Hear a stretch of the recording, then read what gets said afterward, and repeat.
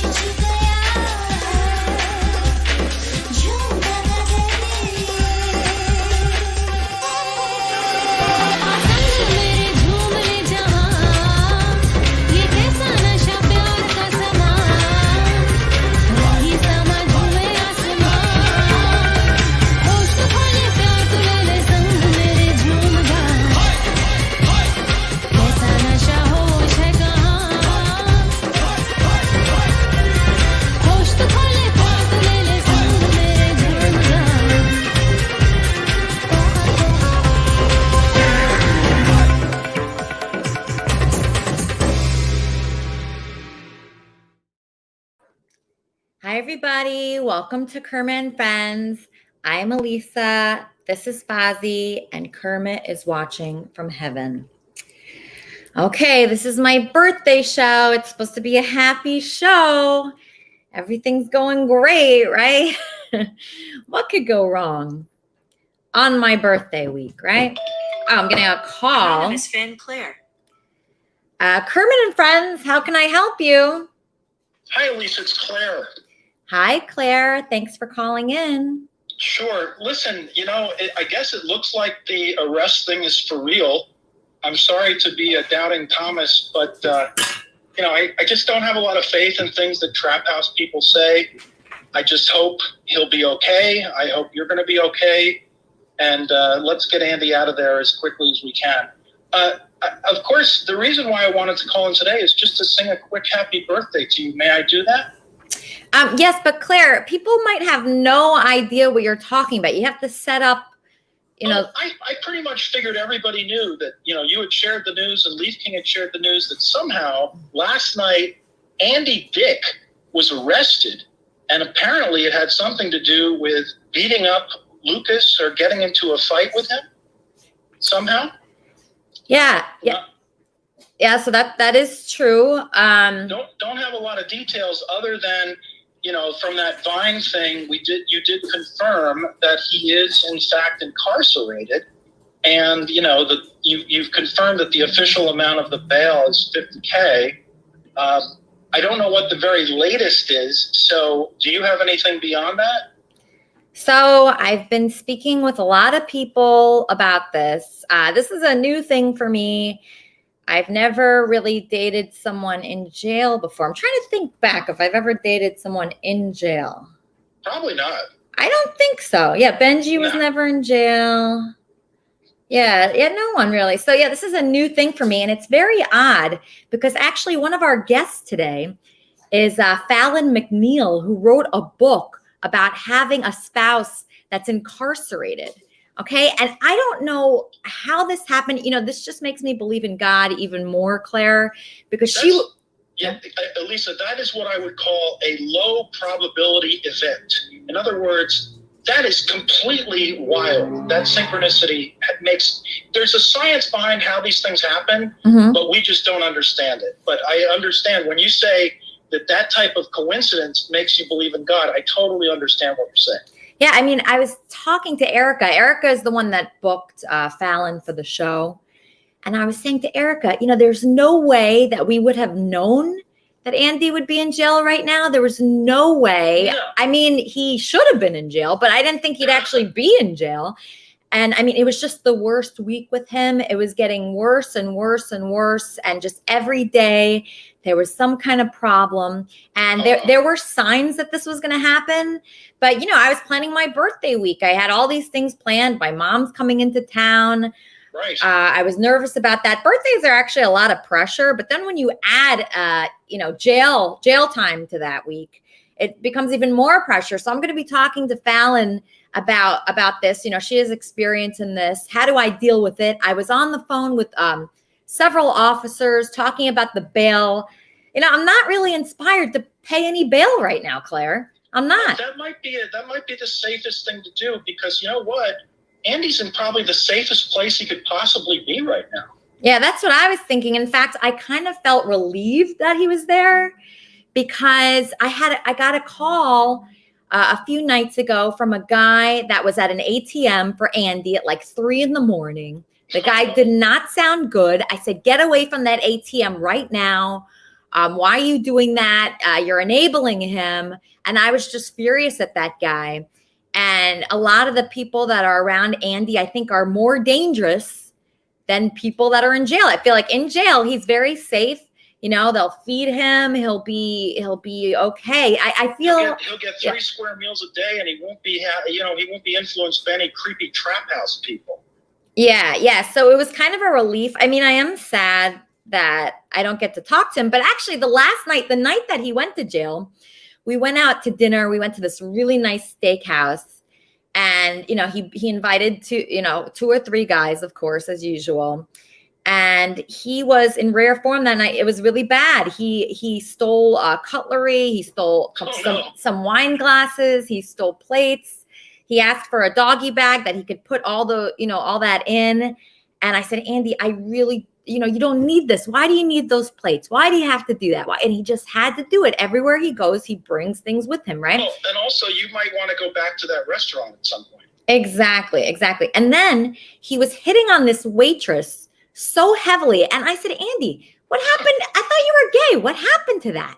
Like, why are you hitting on this waitress? He goes, you're so hot. I want to put you in a movie. That's what he said to the waitress. And he goes, I really want to fuck you. And he's gay, but then he's not gay at the worst time. So he was hitting on the waitress.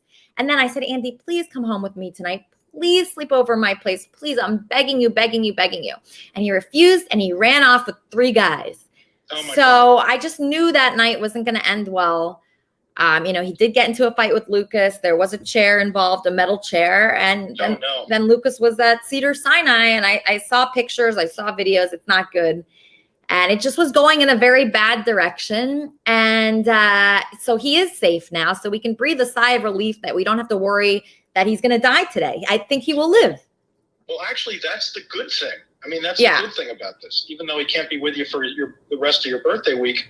Yeah. I think you're right about the bail. I'm not sure who's going to come to his rescue in terms of the bail. Mm-hmm. Maybe somebody else is going to come and pay the bail.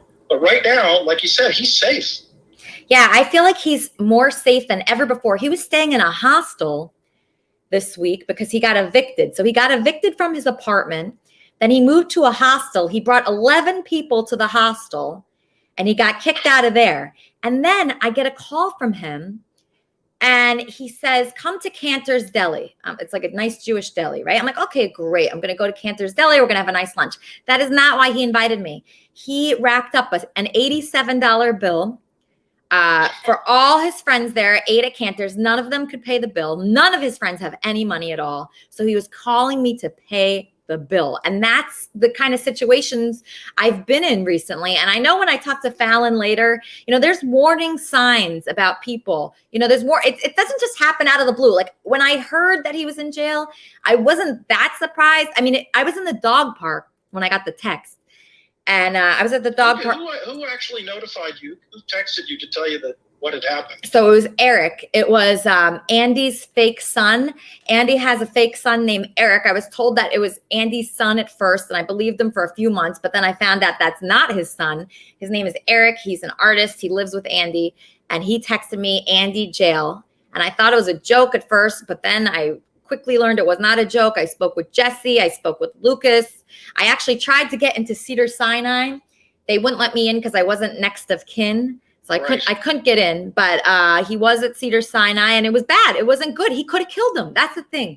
He could have killed him. I mean, with a metal chair, and he was probably drinking and doing who knows what else, and he just wasn't in control of his faculties. I mean, that's probably what happened. He just he gets very aggressive. He gets very, very, very aggressive. And it's a different Andy. It's not the real Andy. It's not the Andy that I love. There's an Andy that I love that is so sweet. Smiles, the one who smiles. Yeah. He smiles. He laughs. Last week he said, he really got aggressive against Eric. He's like, I'll tell you what, they're going to have to carry you out on a stretcher because I'm going to beat the shit out of you. Remember that? Yeah, that is not the side I like. He has a soft side to him. In fact, I brought him to the beach this week because I wanted to bring him to the furthest point away from his friends. So good idea. Yeah, so I brought him to the beach, and that was actually somewhat of a normal day. We sat on the beach, we spoke, and I was like, okay, maybe this is real. Because sometimes I'm not sure if it's real. I'm like, does this guy love me? Does he care at all? Am I just a wallet to him? You could tell last week when he was talking to your dad, he loves you. Yeah. He loves you, but he also knows that you have a very low tolerance for this kind of bullshit. And yeah. You're the one, recently you're the one who corrals him into behaving correctly. So, and he has it in him. He does. He really has it in him, but for some reason, there's these all types of people that are surrounding him. Like this guy that we went out to dinner with, we went to this really nice place, Nurset, and this guy that I could tell he was a really bad influence because he was just too much of an Andy fan. So there's problems with that. So when he surrounds himself with like fanatics, like Andy fanatics, they really enable him. So if he wants drugs, they'll give him money for drugs. They'll get him any drug he wants. I mean, that's the trap house. The trap house was full of people like that. Yeah, exactly. Probably not good for Andy. Well, yeah. I mean, listen, you've been through the mill with this guy. You're still supportive. I still hear you being very supportive of Andy. Yeah, I mean, I'm willing to move him in with me. He doesn't have to pay any rent. He could stay here. I'll feed him. I'll pay for his food. I will not get him drugs. That's what we argue about a lot. I will not get him drugs, 100% never. I won't give him any cash, nothing like that. But I will feed him. I'll help him. And I just want to introduce him to some nice people. Like I have so many nice people coming to my birthday party on Wednesday. I'm having a birthday party on Wednesday. Oh, that would be great. I mean, that would if he, and also he'll get a bunch of days clean with nothing, hopefully he can't get anything in jail. I mean, maybe that's silly of me to think that, but hopefully he can't get anything in jail and he'll be sort of sobering up. Meanwhile, he's safe. If he goes directly from jail to your place, he's safe. He's got to, and his friends need to know that these bad friends need to know they're kind of out of the picture at this point. I mean, you're the one who is helping him. You're the one who is going to help shepherd him out of all these problems. And it's a great idea, I think. I mean, as long as he's up for it. But you know what I'm kind of bothered by? I think when you get into jail, you're allowed a few calls. He did not call me. Oh, no. Yeah, he did not call me. Well, that's a little weird. Well, it's really, he always chooses others over me. He chooses Lucas over me. He chooses his trap house friends over me. Anybody that can get him drugs, he'll choose over me. And that's been the hardest part of this whole thing. It's been horrible for me because I know what he's like. I see these little glimpses of him and he's the sweetest person. He's so smiley and just when he smiles, your heart melts. I saw it last week. He get that little smile and you're like, see, that's why I like this guy. Yeah. No, it's there. There's some things he's just very unique in a lot of good ways. But right now, this week has been very awful. It's been the worst. And even if you put him in the nicest environment with the best people, with normal people, with clean people. He doesn't see the value in that for some reason. He goes right towards the other group. He's very attracted to a group of people and new people that can offer him, just whatever he wants, no matter if it hurts him or not. And that's the scary thing, is like all these new people always come into his life that will just do anything for him. And it doesn't matter, what it is. And like, it was so disturbing. This guy called me. He was at the bank and, at the ATM, and I could hear him taking money out for Andy. And I was thinking, I'm going to lose him tonight. Tonight's going to be it. It's going to be. So when I heard that he was in jail, I was really happy. I was. It's got to be a relief. It has to be a relief. Yes. Hey, listen, can I do my happy birthday for you right now? Yes, of course. And it's actually, just so everybody knows, your birthday's still about 3 days away, right? Yeah. I just figured we'd celebrate it today. I'm going to be celebrating all week. I have a party. Everybody's invited to my party. So if you are out there and you think you should be invited to my birthday party, just write to me and you're invited. Well, I'm in Colorado right now, and I'll be in Florida in about a week and a half. But anyway, let me do this, and then you can move on with the rest of the show. Thank you so much for chatting with me about Andy, and thanks for updating us, with everything that's happening right now. Oh, my pleasure, Claire. Okay, here we go. Happy birthday to you. Happy birthday to you. Happy birthday, dear Elisa. Happy birthday to you.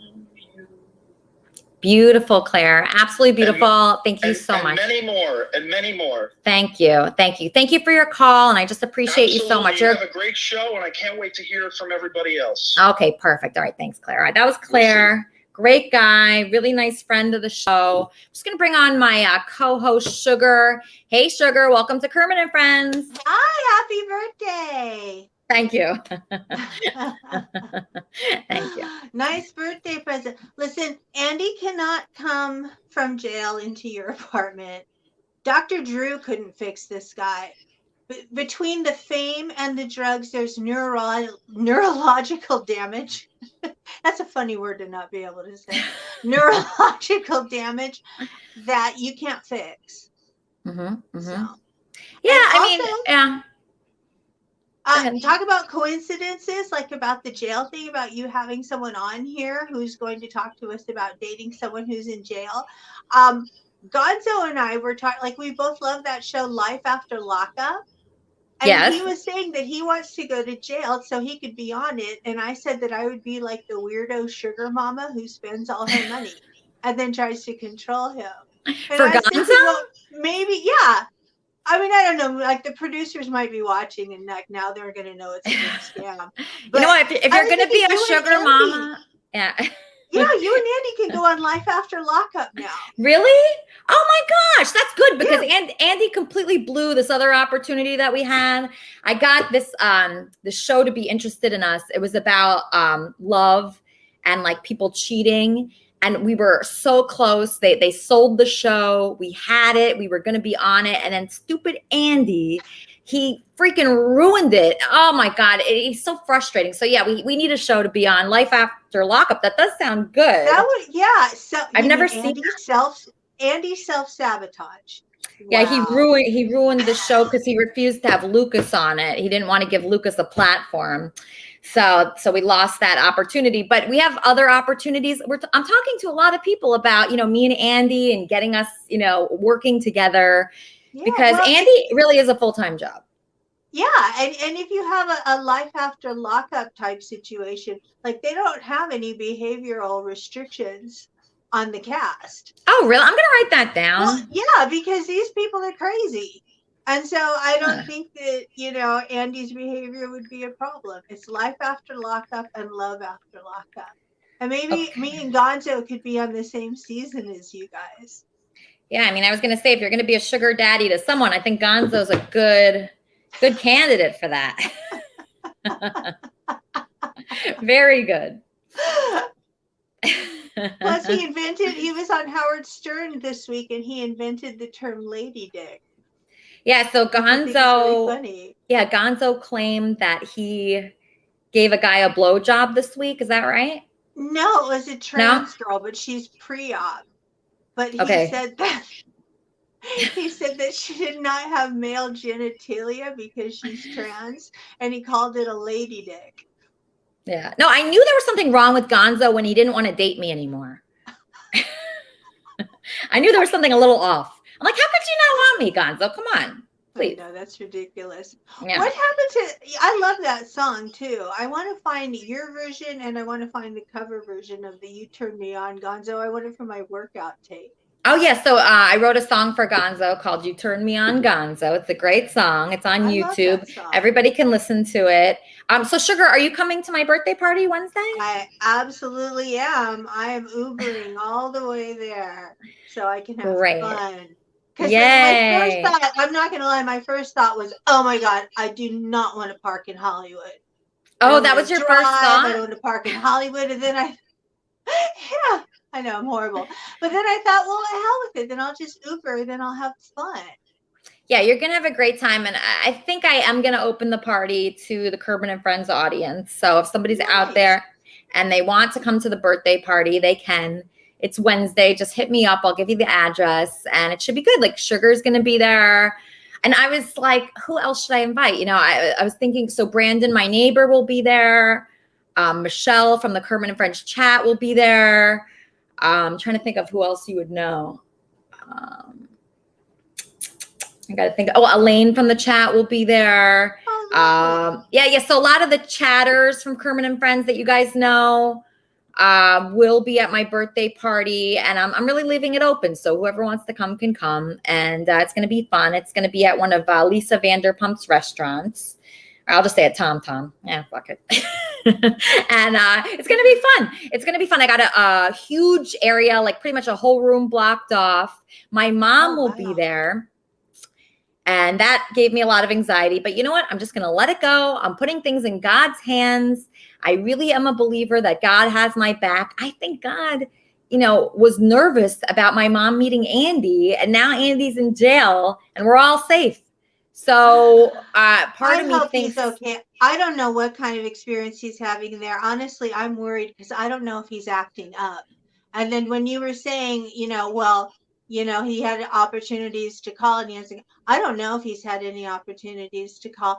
I knew a girl once, I swear to God, she was the nicest girl. She got into it with her husband. He ended up putting a restraining order on her. She called him and psycho called him until he had her arrested. They arrested her. They gave her one phone call. Guess who she called? Who? Her husband. Oh, and they threw her into solitary because she would not stop calling her husband. And literally, this was the nicest, most nonviolent girl, and she ended up in solitary because she was flipping out. So I don't know what his situation is in there, where they have him. I don't know if it's some sort of a psych hold. I mean, they should have 5150 for sure. Yeah, I mean, they searched in the hospital. They searched the apartment. I know that. And, based on that, he should be in a psych hold. I mean, that apartment is it's worse than ever. So he has that apartment that he's getting evicted from, and then he has a hostel. It's just a really horrible situation. But it's weird because when I brought him to my apartment, like I even cleaned for him. I cleaned my whole apartment. I made it really comfortable for him. He doesn't like that. He doesn't like anything. His pleasure centers are worn out in his brain. And imagine the frustration. If you were given everything you'd ever wanted on a silver platter and you couldn't feel anything. I mean, that would make me crazy too. That would if I could not feel pleasure, that would make me nuts. And I'm almost certain that's what happened to Andy. The psychiatrists were talking about Brittany. And that's one of the things they were saying is that fame literally physically wears out the pleasure centers in your brain. So does dope. So does coke, so does meth, so does excessive amounts of sex. Everything that he has done, I'm sure, has made his brain completely numb. I don't think he can feel joy. Well, I see him. That's what makes him nuts. So sometimes I see a little joy from him, like when he's eating very, very expensive carpaccio. He seems like tiny very happy. Little window, like just a little window. Yeah. and just enough to like kill you inside. Yeah, You know? yeah, it's so frustrating. It's frustrating, but I look at it and I'm in this situation. Somehow I'm in this situation and I feel like I'm meant to be there for some reason. Like I feel like it's me. It's up to me. No one else. I can't really see any of the other people that he knows doing anything. And I don't know. I just feel like I haven't come up with something enough yet. But we'll never give up on Andy. Never. Yeah, we're never going to give up. I DM'd Dr. Drew. Oh, you did? I haven't even seen, it's not even marked as read, but I DM'd Dr. Drew and basically said, listen, this is where I know Andy from. This is what's going on. If there's anything you can do. Yeah, see, the thing is, like, Dr. Drew, every doctor has worked with him before, multiple times. So I don't know if that's going to help. I mean, probably not. I was hoping maybe there was a program. Oh yeah, like program they started would be good. Some sort of jail program or something where you know they could like say, okay, you know, there's a new thing and we're going to recommend Andy for it. You know, I mean, my concern with this is that you can't really say, well, you know, he's basically just hurting himself because he whacked Lucas upside the head with a metal chair and damn near split his head open. If he killed Lucas, he didn't. Lucas is okay, but I was just thinking about that. Because, you know, when you hit someone on the head, you know, people can definitely die from that. And I was just thinking that. I'm like, this is where we are right now. You know, this is very far. You know, this is not good. This is really bad. This is not stealing like a plate from a restaurant. This is like getting dangerous. So, I mean, I think that's where my top concern is right now, is that like if he like killed, you know, someone, and that's not who he is. So, you know, that's just like Lucas is way too young not to have any. His parents must still be alive. He must have family that is relatively.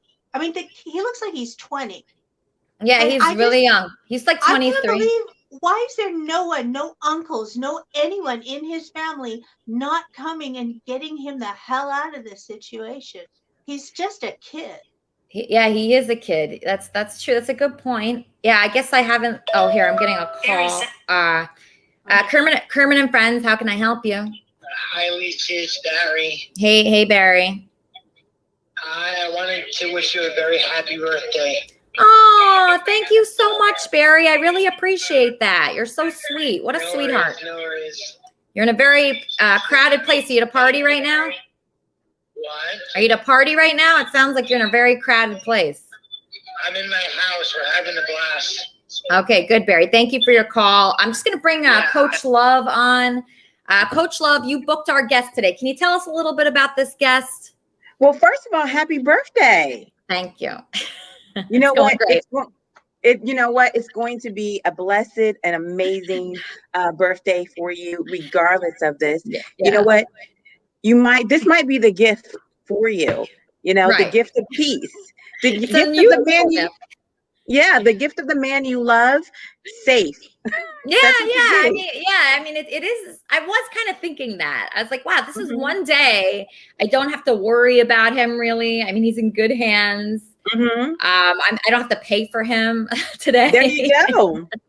God put him in a box for you.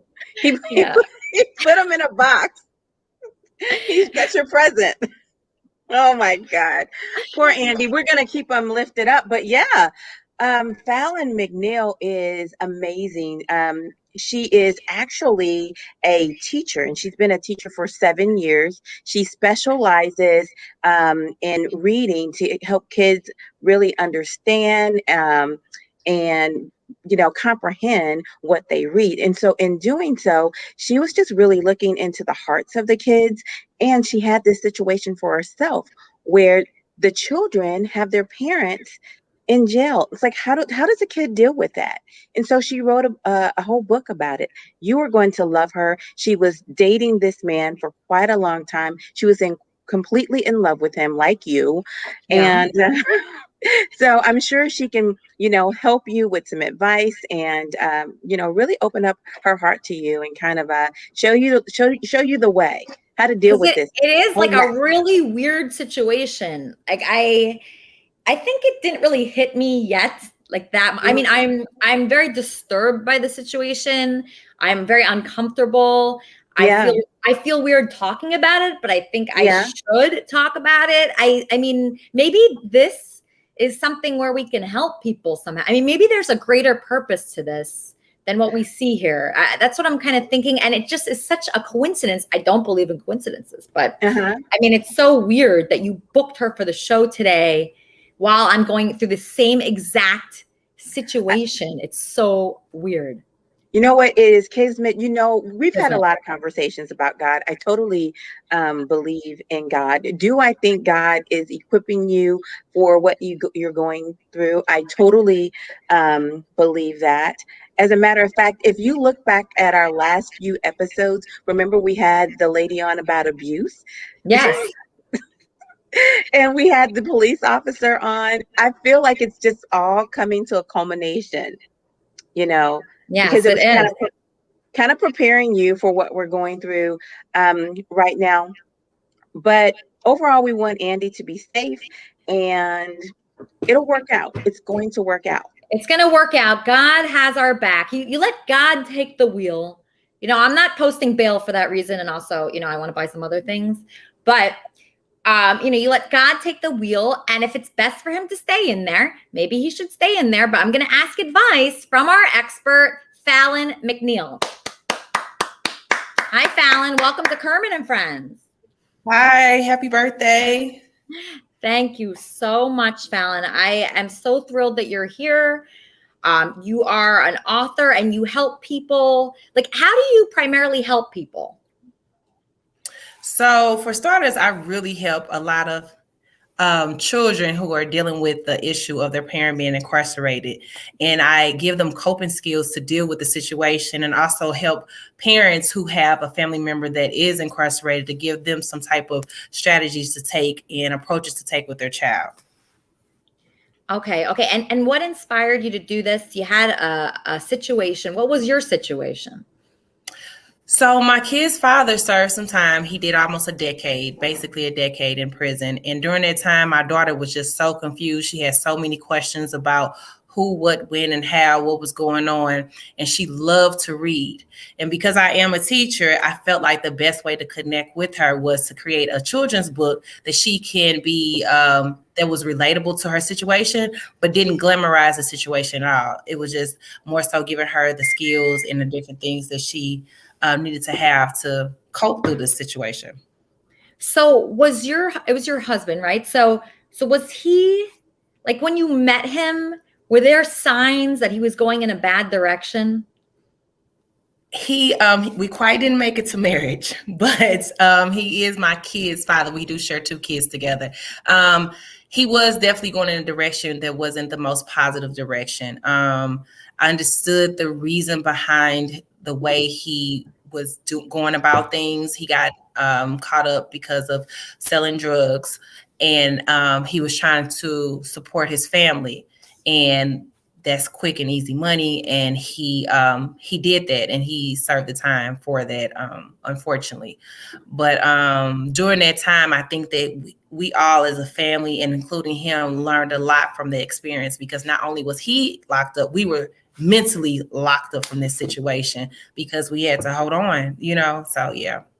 So it was selling drugs. That's what he was doing. Was that his job, or did he have another job? That was his source of income. Oh, okay. And wow. Mm-hmm. Okay. And that's all he did. Okay. These drugs, man, they're really, they ruin lives. They destroy so many homes and so many. They really do. It's just, it's unfortunate. Yes. And so did you tell your kids that that's what he did? Or, because that's better than like other things it could be, I would think. I mean, facts, but absolutely not. I did not tell her at all. So at the time when he went away, when he had her, and when he came back home, immediately we had our son. So when he came, wow. Yeah. So you still wanted to have sex with him even after all that? I mean, we did definitely, because we were planning on actually getting married and pushing for it without it. But I mean, it happened. See, like it turns me off sexually when I see my fiance breaking the law. Like, I guess some women it would turn on, but for me, it turns me off so much. But maybe you like bad boys. No, it wasn't necessarily that it turned me on. I think it was just the fact that we missed each other, and we just was putting the past where the past was at, and we just wanted to move forward. And again, like I was, going in with the notion of this man was going to be my husband. So naturally, I wanted to go forth with everything. Wow. And how's he doing now? Is he better? He's doing better. He has 2 barbershops. He's been doing a lot better. He's definitely on a more positive path. Yeah, he's been doing so there is better. Hope. It sounds like there is hope. So that is great. Okay. And I'm sure you heard, like, you were here earlier, like my situation. Do you suggest, like, how involved should I be in this? Because my fiance is in custody right now. Okay. So if I were you, so the first year, 2 years that he was gone away, I was definitely like all the way involved, but it does take a mental toll on you. I don't know how much time Andy is going to have, if he's going to have a few months, a few weeks, a few days. I mean, that is manageable, but if they give him anything outside of 2 years, I would say it is, sometimes you do have to separate yourself, because like I said, like you will be in the mental state as if you're incarcerated, and it would just block a lot of different things that you should be focused on. You more so focus on him and his safety and everything else, instead of just focusing on you at the time, and you're growing and elevating, so I would definitely suggest you're going to have to like really like what you're doing, continue working, continue, speaking highly of him and giving him all the encouragement that he needs. Because right now, I was hearing that you said he hasn't called you because he is a celebrity. They might not give him those privileges yet. He probably doesn't have it yet. So he might be in solitary confinement because he is a celebrity. So yeah. And it's weird, when I called that jail for the first time, it was such a weird experience. Like, I felt so strange. Like, I didn't even know what to ask. I was so disappointed in him. I went through these feelings. Like, I wasn't really sad yet. I was just so mad at him. That's it. Yeah. Were you like that? I was upset because at the time when he got incarcerated, I was pregnant. So my situation was a little bit more different. I was pregnant because I was like, I'm like, not only are you getting locked up, you about to get all this time. Like, where do I start? Where do I begin? How do I pick up the pieces? Like, all this. So like, that was like, it was almost if somebody had told me, I mean, he was gone. You know what I'm saying? And I was just like, I was hurt. I was definitely so hurt. I really was. But time elapsed so fast, and it was just like blink of the eye. We was picking him up from the bus station. Wow. Yeah, it's weird. I was so mad at him. I was so pissed. I'm like, I felt like he did it to me.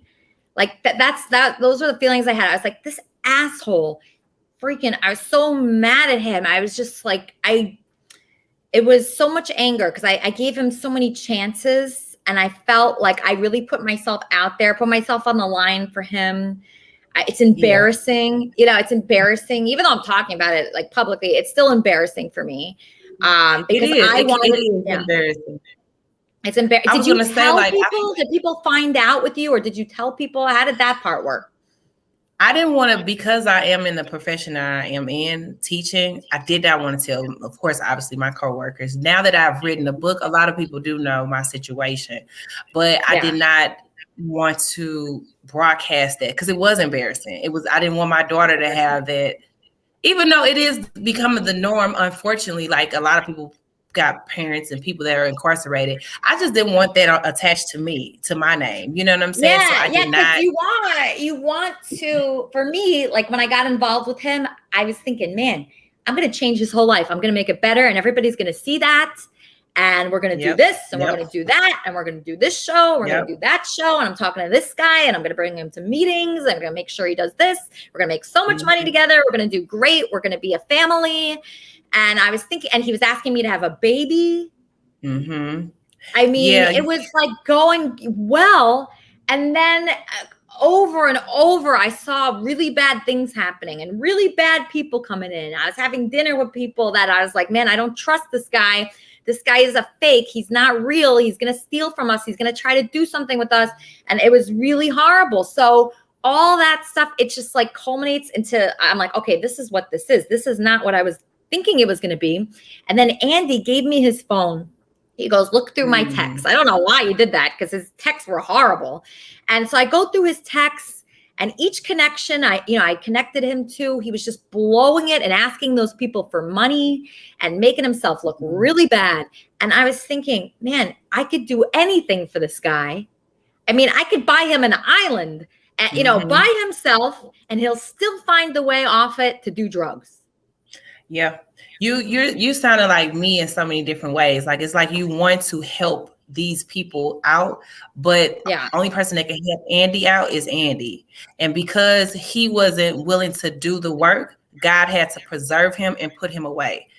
And you have to look at it like that. You have to get the lesson out of the situation you're in. God had to remove him from his environment, literally, because he wasn't going to do it himself. He had to remove him out of the environment, place him in this place where he can mentally get himself together.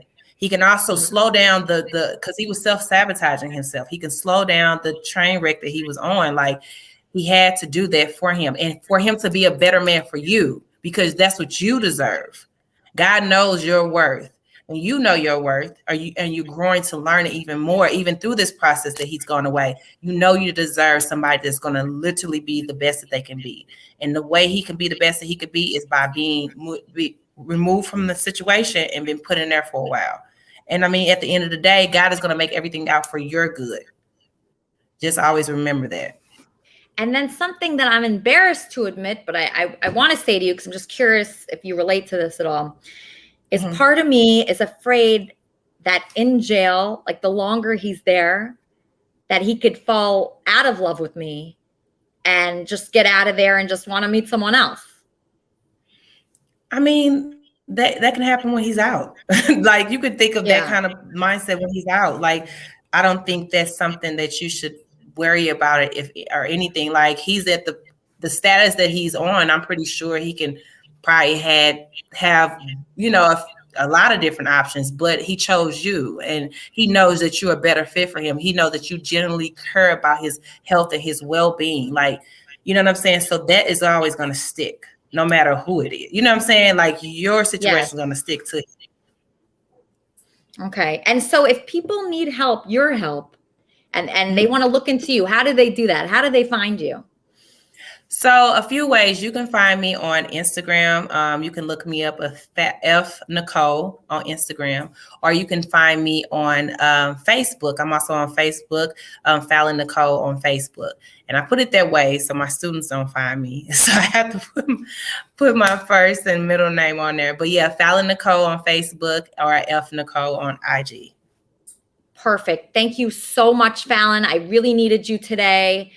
You're amazing. Everybody find Fallon. She's really nice, and she's just like helpful. And I feel like God actually sent her here. That's the weird thing. So everybody just relax for a second. We have another guest coming up, but first let's hear a song from Wappy. Here's Wappy. Hey, Wappy.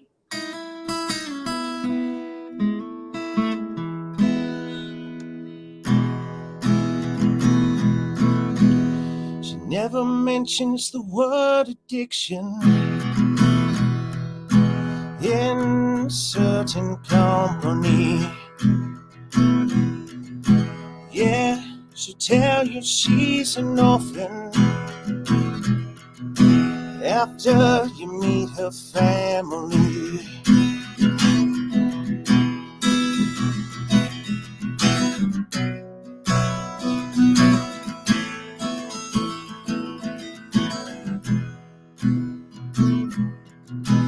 She paints her eyes as black as night now,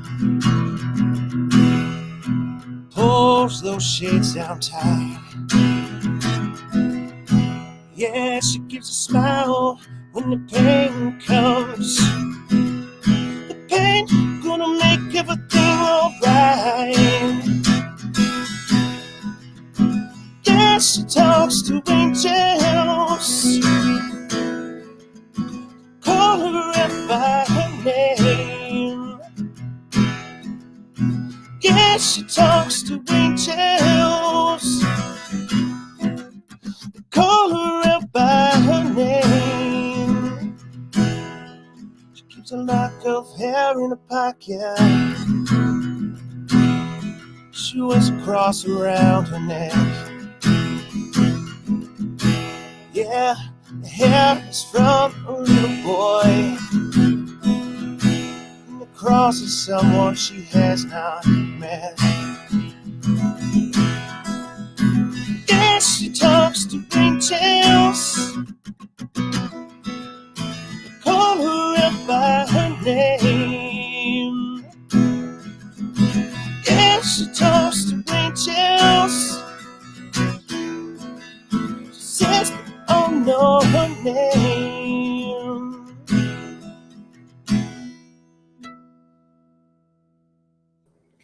Absolutely beautiful, Wappy. Thank you so much. That guy's amazing. Okay, everybody, welcome to the show. Rachel Luba. She's an American sports agent. She's the founder and owner of Luba Sports, a sports agency based in Maple Valley, Washington. She's the youngest certified female agent in baseball. Everybody welcome Rachel Luba. Hi, Rachel. Welcome to Kermit and Friends. Hi, thank you for having me. I am so excited that you are here. I kept it a secret because I wasn't sure if you were definitely coming, but I'm very happy to see you.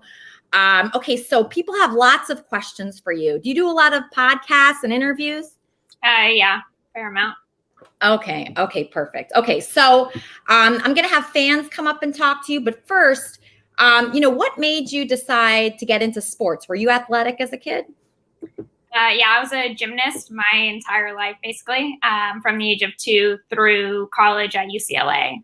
So I kind of knew I wanted to work in sports, but wasn't sure exactly what I wanted to do. And then when I got to UCLA, started thinking more about it, and I realized I was passionate about helping like the individual athlete, probably just because I was always an individual sport athlete myself.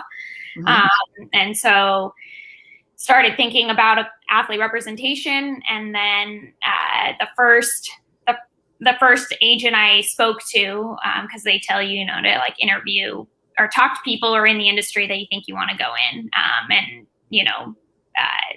like get their take on it.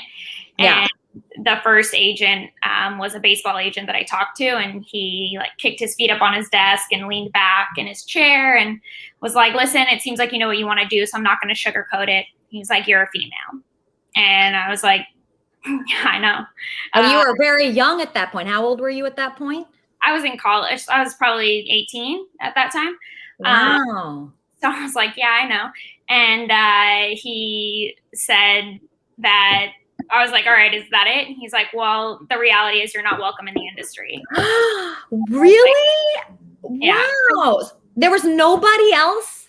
So, yeah, I mean, that's what he said. So I was like, all right, well, is that it? And he said, look, he's like, I'm not saying you can't do it, but it's just the reality. It's a boys' club. And then I was like, okay, this is a pointless chat. And he was like, look, if you want any chance, any credibility, like you're going to have to get a law degree. So I walked out of there. I remember texting my parents and I was like, I'm going to go to law school.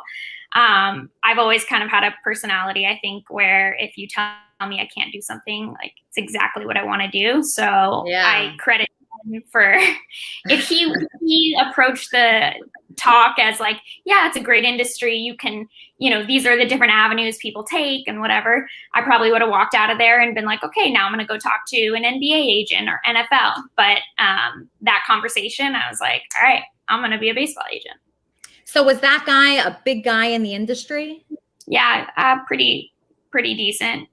So he was not encouraging.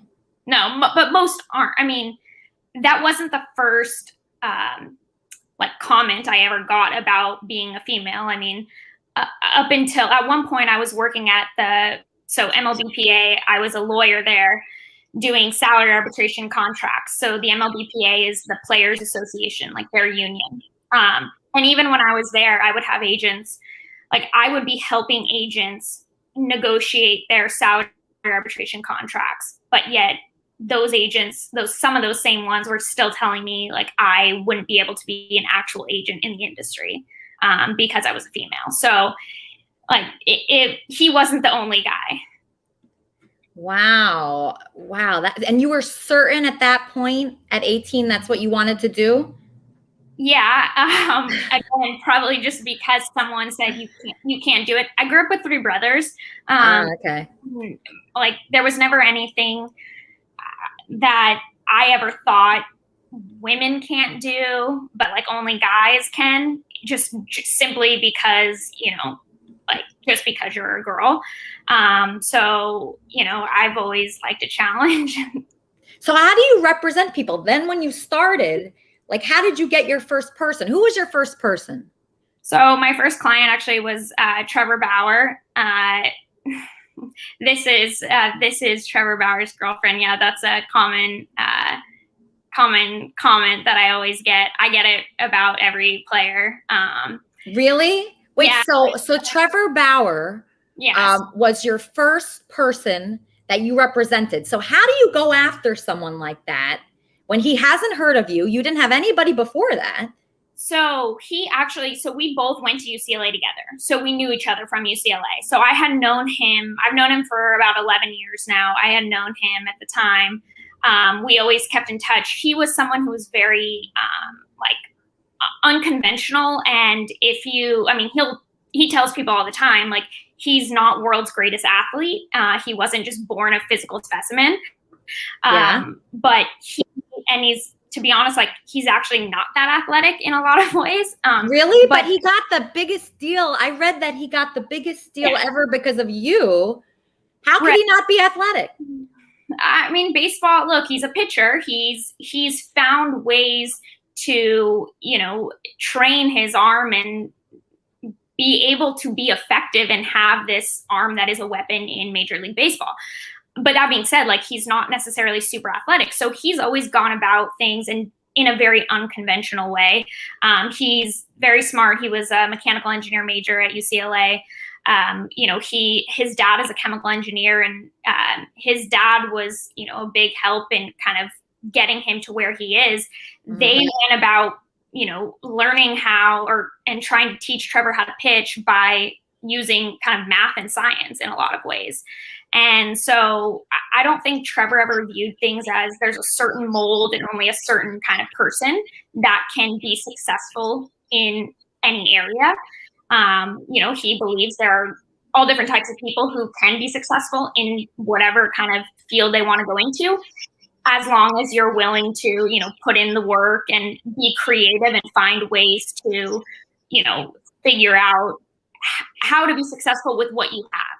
And so I think he kind of looked at, number one, he never doubted the fact, okay, she's a female, so what? Like he knows I'm, intelligent. He's seen all the ways that, over the years, everything I did, becoming a lawyer, getting a job at the MLBPA, all these things. And then I ended up deciding to start my agency and use a completely different model. So instead of agents who charge, all baseball agents essentially will charge 4 to 5% on the contract. I operate more like a law firm. So I charge for the service I provide.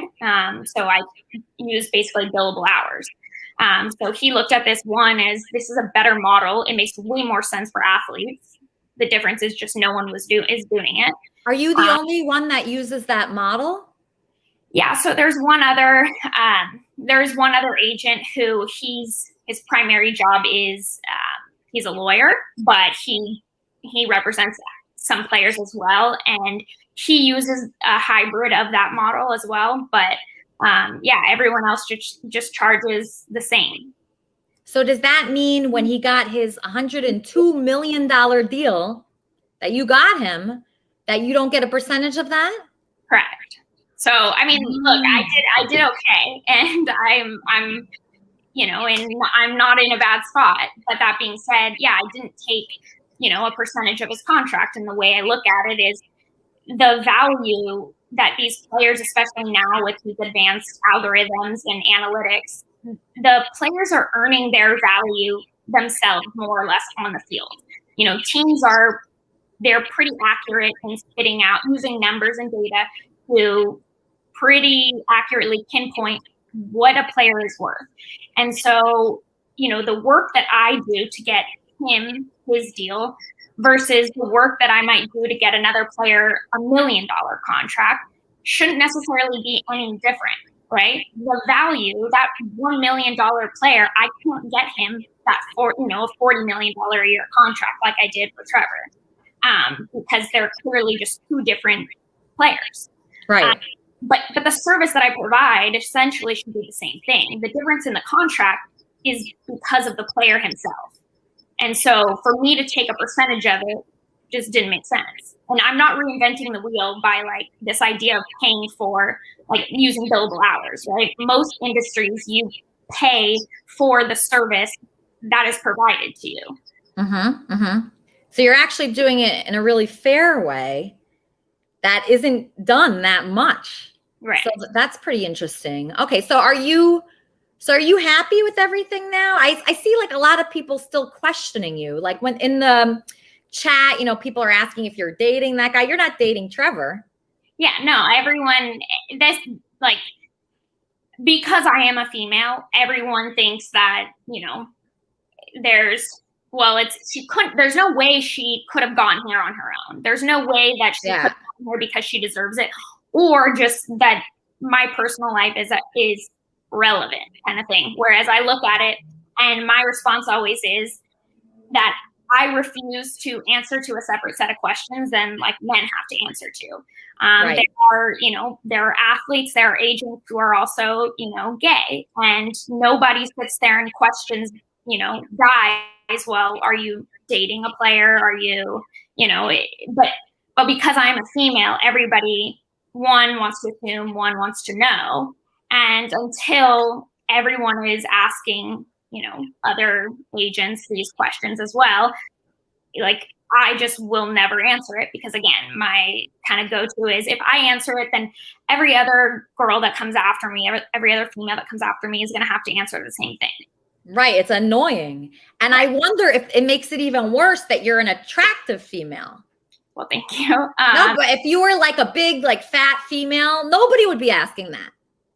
Yeah. And I mean, that's true. I also get, there are, you know, women on social media as well who will tell me that, you know, I set the women's movement back, and I am back. Yeah. Why would be back? Because the way I portray myself on social media is, you know, I sexualize myself, and it's just to appeal to men. And so I'm setting the women's movement back. And my whole thing has been that it does not matter what your gender is. It doesn't matter what you look like. It doesn't matter, you know, how you dress outside of, you know, doing your job. If you know that your stuff, you should be able to be in this industry. Like, if you are good enough, you should be able to do the job. And sometimes, and look, I do this a lot of times intentionally to kind of try to break a mold and to, you know, change things. But yeah, I might go extreme in some ways, but it's to kind of show and change and hopefully make it different for other, you know, future women that come in the industry, that you can be whoever you are, you know, as long as you do a good job. And I have so many, you know, young girls that will reach out, girls that are in law school, whatever, who will thank me and say like, thanks, because I feel a little better. Like, I feel like I can be at the beach and post a picture in a bikini, and it's not going, you know, like, it's not going to affect the, you know, whether people will hire me or, you know, I just looked at your Instagram. It's like a normal Instagram. You don't have any like slutty pictures on here or anything. I mean, every now and then I have, like, you can definitely see, yeah, everyone can go try to find the slutty. You're not going to find any slutty pictures on that. No, but why people have a problem with your Instagram? I don't even see anything really. So I post, there's some, I mean, where you can definitely see me in, me in a bikini, me in. There's a good one. Yeah, there you go. They don't have a problem with that, I don't think. See, yeah, it is confusing. I'm torn between it, right, Rachel? So I am torn because then I think if little kids are looking up to me, which please don't, if you're a little kid, please don't. But if they are, I wouldn't think I would want to pose like sluttier pictures because I wouldn't want like my kid to be like that because I know in life, like you just get further with your law degree and with your hard work.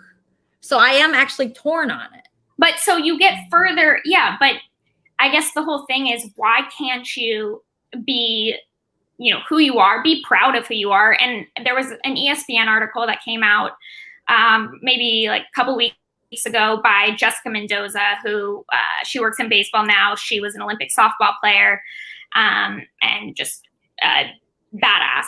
But yeah.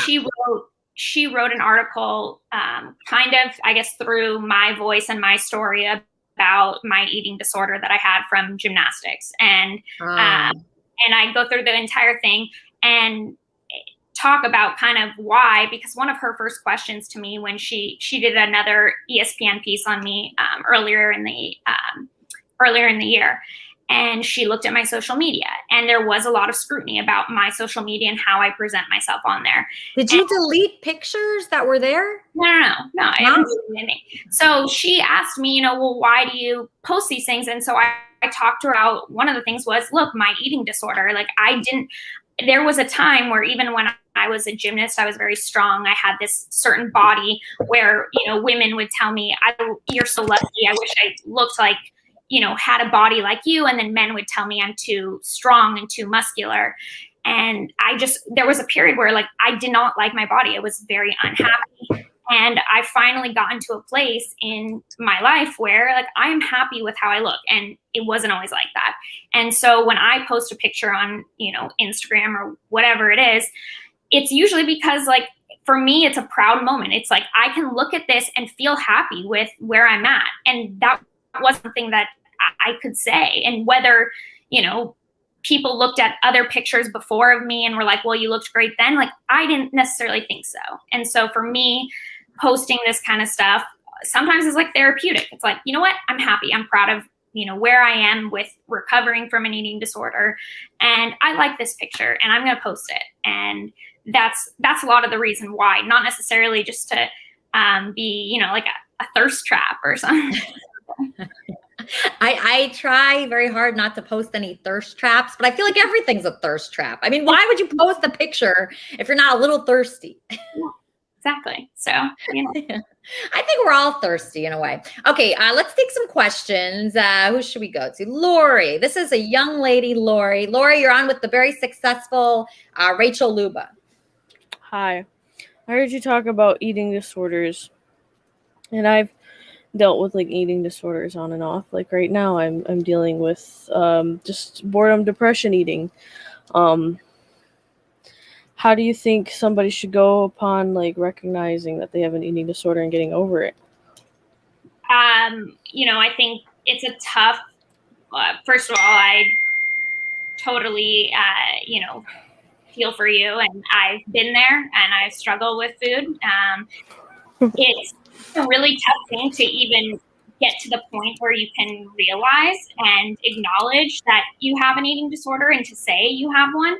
If your life, a lot of times for me, the way I look at it, if your life is a majority of your day revolves around and is consumed by thinking about what you're going to eat, wanting to eat, thinking about food, then it's probably like unhealthy eating habits, because food, in my opinion, is just fuel. It should just be a secondary thing in your life that, maybe it's something social, you go out to dinner, but it should not be the central part of your life. And there was a point where, the food was my entire life. And that's kind of the first step, getting over it. It's so tough. There is no answer. There's no one right way. Finding people who who understand, talking to your loved ones about it, letting them in, letting them try to help, but setting boundaries, I think, on, these are things that are helpful, these are things that aren't. And then just kind of changing your image of what is beautiful to you, and like what kind of body are you trying to get, and realizing that first of all, like, I will never be 6 feet tall. I'm never going to be stick thin. It's just not how my body's built. And so I honestly, on social media, I started unfollowing all of these women that I followed and influencers or whatever that looks like that. I started following more like fit, muscular people, because that was my build anyway. So that, to me, I had to change my concept of, to me, what I viewed as like beautiful. Is that what it is for you, Lori? Are you comparing yourself to people? Sometimes I get in my head, and I deal with like body dysmorphia because my image of myself in my head is very different than what I see in the mirror. And sometimes I like what I see in the mirror, and sometimes I don't. Yeah, I think when you do like it, sometimes maybe like take a picture of yourself and then look at it, and remember that when you took that picture, you really liked what you looked like. But is it about looks so much, Rachel, or you think it's about something else inside? It can be a lot of things. Sometimes it's control. It's feeling like you're in a place where you can't control anything else, and this is something you can control. I know, like, a lot of what set me into my eating disorder, and it happens. You don't realize when you cross that line. At least I was anorexic, and when you like cross the line of now you're like unhealthy.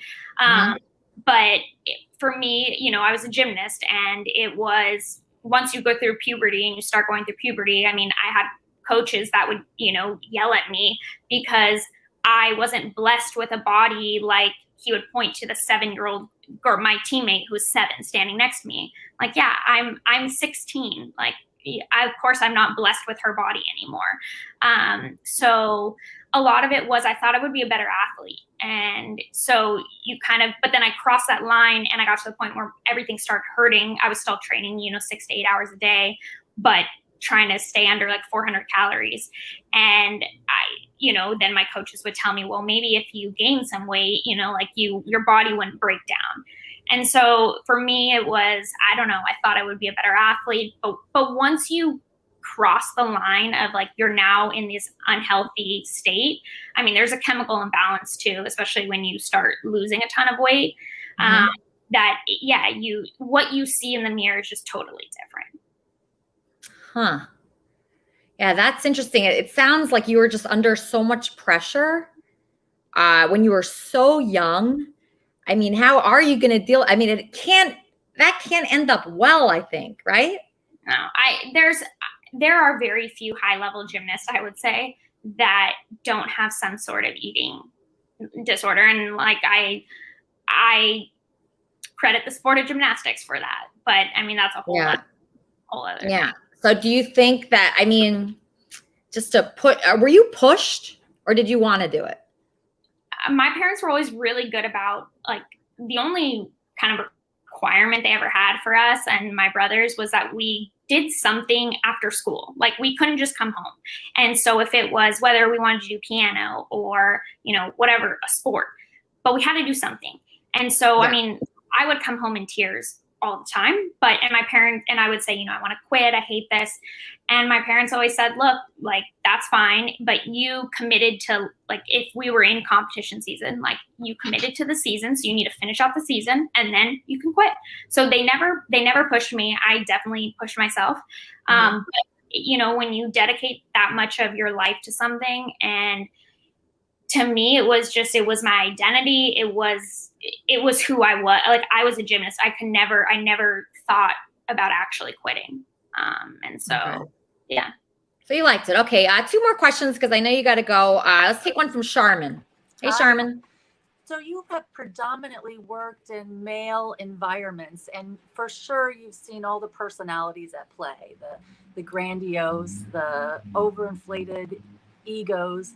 What is a tip that you can share with the rest of us watching for how to present yourself best so that you work most cooperatively with somebody who's maybe personality you don't mesh with?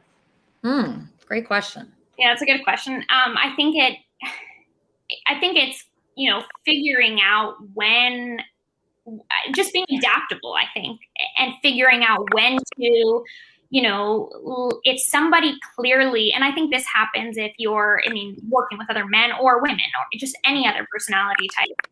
If somebody is clearly has a personality type where they need to be in charge and they need to show that they're in control and whatever, I think understanding where the other people are and being able to then, adapt your tactics actually puts you in control in a way. And letting them think that if they want to be the ones in control, let them think that. In reality, I think a lot of times you in control. Take a step back and okay, let them lead, let them feel as like they're important. But I think if you can always be aware, and if you can understand where, the different personality types of other people, and put yourself in a position that is going to, most favorably be able to work with that person in a way, you have the upper hand because you can adapt. And so I think the ability just to be, adaptable and recognize other strong personalities. Yeah. And how to cooperate with them is a very powerful. Are you not a very emotional person? No, I'm emotional. I put on a front for sure. People who know me well always joke about how I am a very, I guess behind closed doors, I'm very soft and I'm very, I can be very emotional and things can affect me and whatever. But during the day and in my job, I put on a front of nothing phases me. And so sometimes I think I probably go to the other extreme once I'm done with dealing with work because I have so much time. So are you very emotional in your personal life? To an extent, but I guess it's just probably more noticeable because of the fact that when I am working and when I am with other men and in my industry, I put on a front that isn't necessarily, it's not disingenuine, but it's, I might act like things don't affect me. That being said, with clients and stuff, I'm not afraid to, show emotion sometimes and, be upset because I think that makes people, it allows people to feel a little more connected to you and trust you a little better. It's hard to trust somebody that shows zero emotion. I know. Yeah, they're like psychopaths, right? Right. So so with a client, I want my client to trust me. I want my client to know also how invested I am in them. I think it's one of the things that being a female actually helps is there is this maternal instinct. There is this ability to, connect with and care about another human that I think some men just don't necessarily have. And so I think that in some ways gives me an advantage. So showing that emotional side to clients can, I think, be beneficial. Yeah, most men are idiots. Here's T-Bob. T-Bob, you're on with Rachel Luba. Hi, T-Bob. Rachel, I love listening to you, but I couldn't help but wonder. I mean, you seem like a really strong woman. You're like the youngest woman in the sport thing you're doing with representing the players and all of that good stuff. So let me ask you, are you a Simone Biles fan? Am I what? Oh, Simone Biles? Yeah, I mean, how can you not be? She's an incredible athlete. That's right. Yeah. Did you know I was the only moderator on her Facebook group? Oh, really?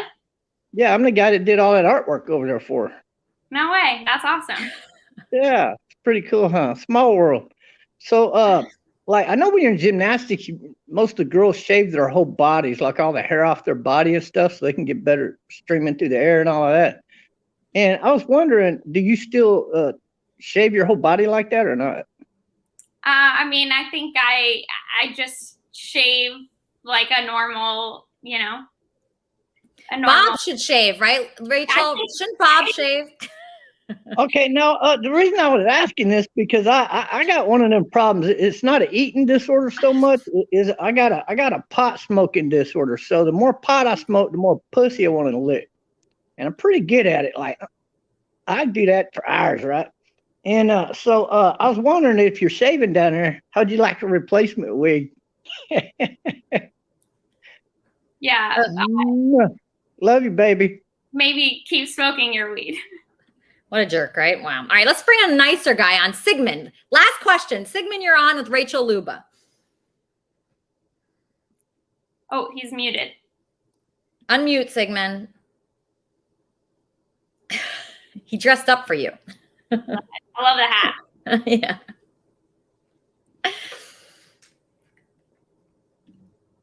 Sigmund, you're blowing it, Sigmund. Aw. Men, they just can't get it together, right? Here's a good person. Dave, you're on with Rachel Luba. Then we're going to let her go. Hello, Rachel. It was interesting hearing you talk and stuff. I ain't never seen a baseball match before because they don't show them in England. But your story was really interesting, and it's nice to talk to you. I wanted to ask, first of all, happy birthday, Elisa, because that's coming up in a few days. Thank you, guys. You guys are so nice.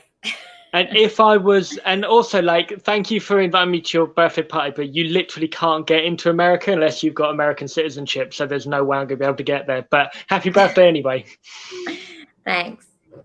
Yeah, I did want to ask Elisa, do you think Andy Dick being in prison might be the best thing for your relationship? No, it's obviously the best. It's obviously the best thing. Sometimes it's just better to be in prison. And I don't know, Rachel, if you've heard about this, but my fiance, Andy, is in jail right now, right? So he's in jail, okay? So I'm just going to leave him there. Do you suggest, don't bail people out, right? Have you ever bailed anyone out? Well, wait, why? No, I haven't. But why? Can I ask why, or how did we get there? Yeah, sure. So he also, besides being my fiance, he has a boyfriend named Lucas, and they get into physical arguments. And Andy, he just gets really drunk and really aggressive, and he took a chair and he slammed it into this guy Lucas's head. Lucas is at Cedar Sinai. He's not, he's okay. He's alive, but it was just a horrible situation. And then when I heard that Andy was in jail, I was like, part of me was a little happy. It was weird. Like I had mixed feelings about it, because it's like, I want him at my birthday party, but I also kind of want him in jail. So I just don't know. If you want him in jail, leave him there. If there's great advice. That wants him there, he's probably good there. Have you ever dated anyone that you hated so much you wanted in jail? I've had periods of feeling like that, and then I usually know this is probably not a great relationship. Yeah, that's when you get out, when you prefer them in prison. Yeah. Okay, so Rachel, do you have anything to promote so people can follow you, they can add you, they can keep in touch? Yeah, you can follow me on, I'm on Instagram, rachel.luba, and I'm on Twitter, at Agent Rachel Luba. Great. YouTube channel as well, Rachel Luba, if you want to follow. So please hold. Yeah. All right, great. So everybody follow Rachel. Rachel, did you have any fun today? I did. Thank you for having me. Oh, my pleasure. Thank you. Thank you so much. What a sweetheart. Did everybody love her? I loved her. Thank you, Rachel. Kermit and Friends. Hello, how are you? Good. Who's this? I want to wish you very quickly a very happy birthday.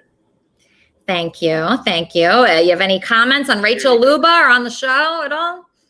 Well, yeah, Andy, don't leave him set in jail. That's just not a very fun place at all. It's $50,000. I'm not paying $50. I'm not even paying $5. Even if the bill was $5. Even if the bail was $5, I wouldn't bail him out, because I think he's in a better place right now. I really do think that. There's a bunch of mean people down there. They'll take your sandwich and whatever. If you just put a little money on they call it their books, put a little money there for him, he could buy some crackers and stuff if they take his sandwich. It's not a good place. Yeah. It's you sound to be on Andy's side. That's interesting. I never hear that. I'm not on anybody's side. I just don't. I don't wish that on anyone. Yeah. Yeah. No, I mean, yeah, it's safer than his trap house. That's the thing. Like, I think there's more odds that he's going to live in jail in a healthy way than in his trap house. Actually, I have somebody from the trap house here named Heavy. Hold on, let me talk to this guy. Heavy, you're in Andy's trap house right now. What's going on over there? Well, we've taken it over. It's no longer, I don't know who Andy is, but like there's a bloke, Jesse here, who's a very nice guy. He seems to keep even keel, but yeah, the vibe is shifted. It's just, you know.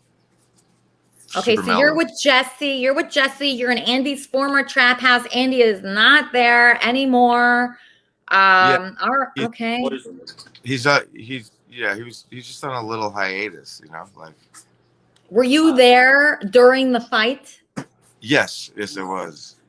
I mean, like, I just heard like a bunch of like rebop like from the other room. I didn't see anything with my eyes or anything, but I don't, you know, it's all allegedly. But you saw things. You saw.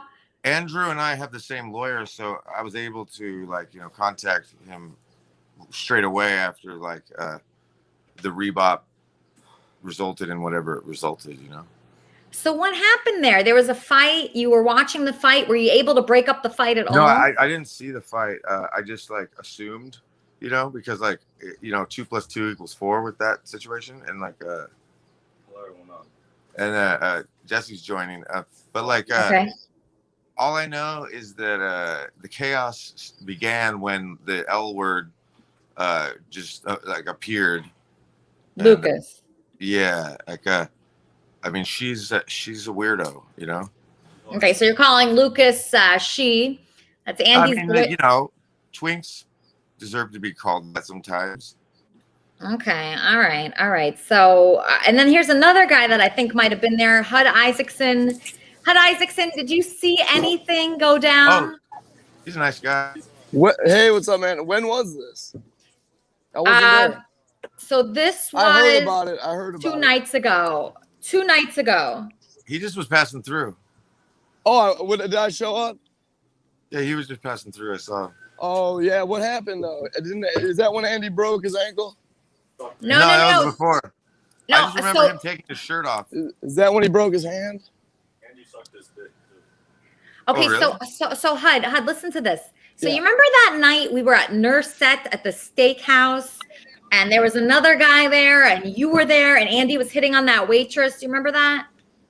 The steak at the New Sewer Steakhouse, right? Yeah, Nurse Set in Beverly Hills, and then you guys left, and then I went home. What happened after I went home? What happened after that? What happened? Oh, we went back to the the trap, and the smelly house, and then they got God, no fight or something. it's stinky as hell, and it's so stinky in there. It's so gross. It's disgusting. I told the guy, you don't want to come here. It's stinky. They're wiping their butts with Chipotle napkins. They never got no toilet paper. Oh damn! That's You roasting me? Here I come. No. Like Jesse, his room is the cleanest room here, but like. You know, Oh, and Jesse's room is good. Yeah. See, respect. Jesse. Hey guys, Yeah, Hud. I'm on Melrose trying to sell Andy Dick's baby photos signed. Oh, that sounds like a good idea. They're signed by me though. I'm just telling everyone I like they're that. signed by him. That's very Dada of you. Don't tell Andy though. I'm not gonna. I'm not. You can't even call him. They don't accept calls in jail. He has to call us. Andy's in jail? Hud, how do you not know that? Damn it. When did he get arrested? Because I The tried. night you were with him. The night you were with him. That night. That's the night. Oh yeah, he was. Yeah, I tried. He was not having a good night that night. What happened that night, Hud? What happened that night? We went back to the trap with the producer / director and the producer's friend or driver or whatever, and we bought like 30 bottles of vodka. They bought 30 bottles of vodka and like whiskey or something, and then I left because I had something to do. But Andy gave me this cool hat and a nice shirt. I said, "Can I borrow this?" He said, "No, you're gonna have it." He was like, "No, you're gonna have it." I was like, "Awesome," but I don't know what happened after that. I left. Oh my gosh. Wow. All right. But Yeah. You tell me what happened, though. What happened? Well, I mean, here's his other roommate, Jesse. Jesse, HUD was there that night. Hey, what's up? How's everyone doing? What's up, Jesse? We're Not too doing much, man. We're doing good. We're focusing on getting Andy out of jail right now, right, Jesse? Is that the main purpose? Are you putting together that GoFundMe for his Yeah, bail? I'm gonna have that up this afternoon. Are we still going out to that lunch date though? Yeah, we'll go to lunch. But first, Nice. What's been going on the show? so we had the most famous female sports agent, Rachel Luba. We had a specialist in incarcerated parents. So I found out that I shouldn't really attach myself that much to the situation. Like I should separate myself a little bit, because once you start like thinking, about bail and calls and visiting, the visiting hours are only between 11 and 1. I thought that was kind of weird. If someone I knew was in jail, I'd do anything I could for him. And I'm doing everything I can for Andy, and I have his back. So hopefully we'll have this resolved soon. I heard someone's trying to bail him out now, but if not, we're getting other things together. We're still waiting to hear word back. I think he went to the hospital, maybe. I'm not sure. All But, right. jail's not a good place for anybody. I don't wish that upon anybody. But Andy might like it because there's a lot of boys there. Yeah, I mean, if there's good-looking Queens of the guys there, Desert. but I doubt there's a lot of good-looking guys there. Really? I've been to jail before, so I'm not bad. Yeah. Have you been to jail before? Have you gotten a ticket? Yeah, I have. I was in jail for a couple hours one time. We're all a bunch of gangsters over here. See? Yeah. We all done time. It'll be all right. Yeah, it'll be all right. Well, I am concerned, but I Yeah. think he is in a better place now, because at least he can't do anything jail's bad. worse than being free. Jail is worse than here. That's why it's jail. No, I don't Or- think it's worse. I don't think it's worse, because it's You more think it's dangerous better to be in jail. for him. Yes. They don't treat you nice in jail. You have no family or friends. You automatically have to join a gang if you're in general population, kind of by your race. But he's like a celebrity or high profile people. They're by themselves. And they walk around with a bunch of guards. It's probably pretty lonely. All right. Maybe you're right. I don't know. I just think that he's better off there because it's safe. He gets his meals paid for. He's not with any weirdos. Is this the relationship you want? Andy in jail? It was better than him flirting with the waitress in front of me, making me pay for everything, calling me with an $87 bill at Cantor's. I hated that. That's what Andy usually does, though. So, I mean, pretty much everybody knows. Everyone could be a little bit better to each other, I guess. But, it's codependent, I think. You both keep coming back and have the same problem, and then you both go back, the same thing happens, and you go back, the same thing happens. You need to have a change, maybe. Yeah, that's a good point. That is a very good point. If he hit Lucas, if that happened or whatever, maybe he hit him so hard he won't come back for a while. Wouldn't that be nice? And then he was at the after hours and the bar last night. People saw him, and he was getting handcuffed at 4 a.m. down at this after hours in Santa Monica. Everyone was texting me. My friends run the place. So he wasn't that hurt. Andy has a broken foot and a broken hand. I doubt he was beating up on the guy that's 24 years old, good shape. Lucas did not act hurt. He had a little cut in his head. We don't know how he got it. Could have been when he was hitting Bobby, throwing him out right before that. We don't know. But Andy's 55 and he has a broken hand. And Lucas went out partying all night. So I don't think he really hurt him. I think this was a play to get at him. And he doesn't deserve this. All right. I'm pretty sure. I didn't see the other fight, but I'm pretty sure Lucas punched someone in the face and cut his eye maybe 15 minutes before that. I don't know because I didn't see that part either. But it's come on. Andy needs to be around better friends. You're a good friend. He talks about you a lot. He's happy with you. He tells everybody how you beat the chess champion, and he likes spending time with you. But he runs away, Jesse. He runs away. He always runs. Every time he's with me, he runs away. Why do you think he runs away? Because he doesn't want to be trapped, and I don't want him. It's scary. Yeah. Like, what? I wanted just to defend Andy, because what I would say is, like, just to be fair about it, you did look for a cage to put him in, and you like that he's in jail. That's kind of trapped feeling, you know? Yeah. Well, when he's I not in consider the you a cage. good friend, Elise, because you talk to me sometimes, and I talk to you about personal stuff. It means a lot to have a friend to talk to. I feel like you understand, and I just want to be as honest as I can with you about the situation. I mean, I'm not with anyone right now because I'm not in a place where I want a relationship. I'm focusing on work and moving, stuff like that. If it happens, you know, I'll let it happen, but I'm not going to force anything. So things shouldn't be forced, I feel.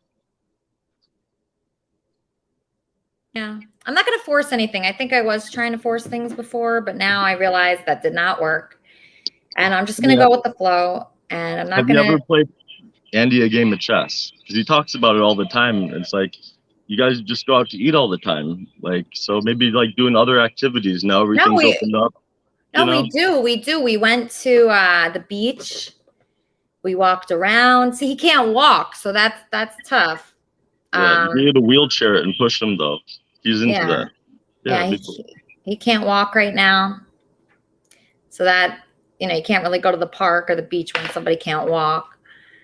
There's a lot of bad things happening, Jesse. I don't even think you realize it. I think what are some of the bad things I might not realize? So I'm surrounded by it a lot, so I get a good sense of what's happening, but I'm sure there's things I don't know. so when you got that hostel, he had No, 11 he had 11 people in it. He had 11 Actually not a hostel. It's a monthly stay hotel by the Grove that I put on my card for 3 days in a row for him. And he kept not going, and he kept charging me. Paid for that, don't worry. Went down there, paid another day. Gave him the keys, which I owe money for because he never returned. And I guess I heard the next morning, like at 4 a.m, he told me something like they kicked him out and he's not allowed back, which I didn't know until that point. So I'm going down there today to see, you know, try to fix it basically, or what I owe them, or Andy might be banned from there. I don't know. He might have this TV show thing coming up if he gets out, like some RV, like, I don't know, but who knows? Yeah. I hope he's safe, and I hope he's not in jail ever, and that he's around his family and his friends, ones that care about him. That's what he needs. That would be good. I agree with you, Jesse. That's what he needs.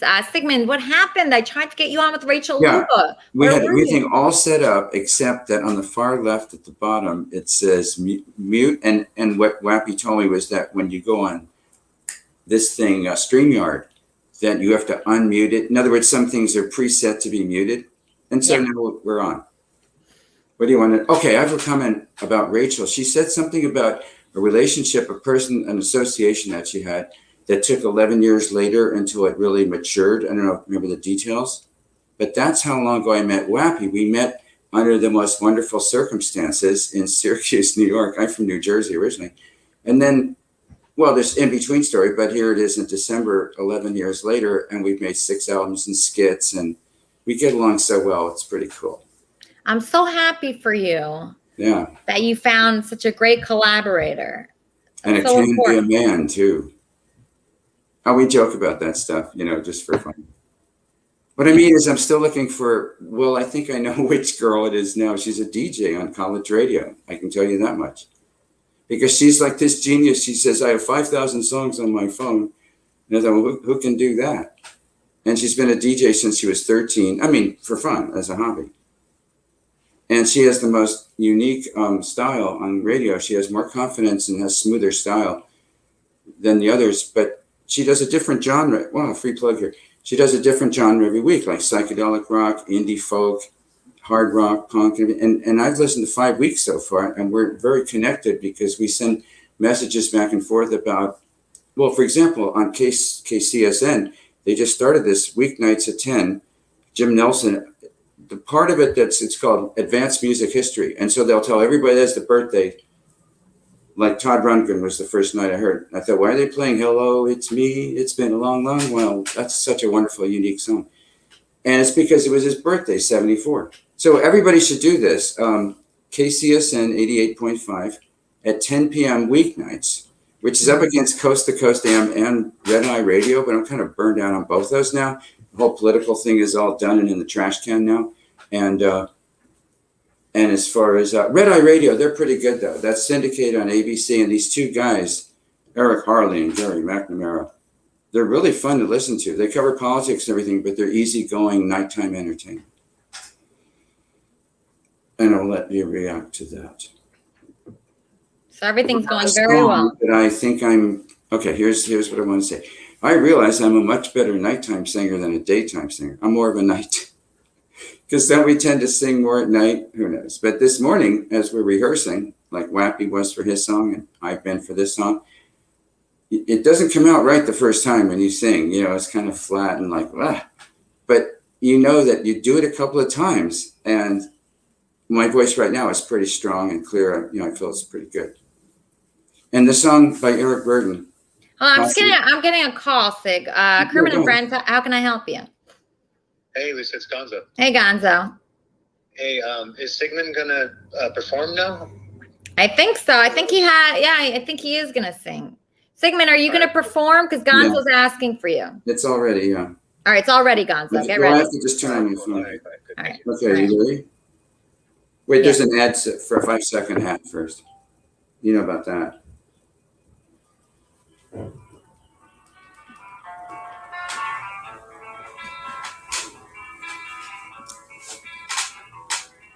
There is a house in New Orleans they call the rising sun,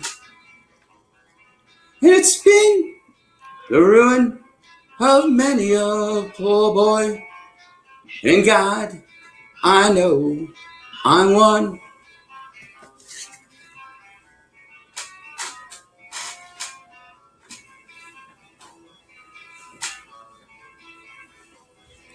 My mother was a tailor.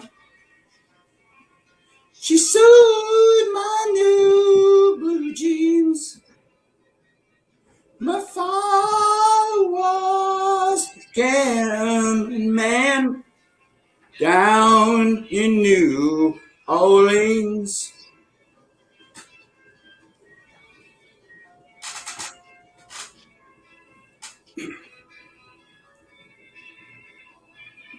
Now the only thing a gambler needs is a suitcase and a trunk.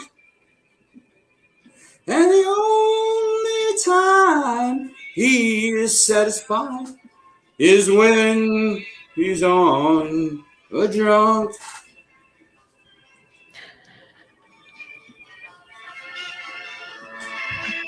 That's as far as I'm going to sing.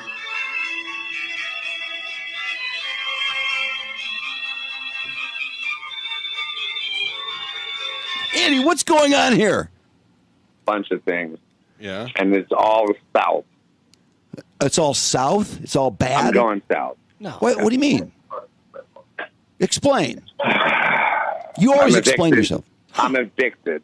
I could be out today. Oh, evicted? Is it because of the video of the house and people saw knives in the wall? You know what? There's 7 charges, so you know what? Pick one. Damn. What? Charges?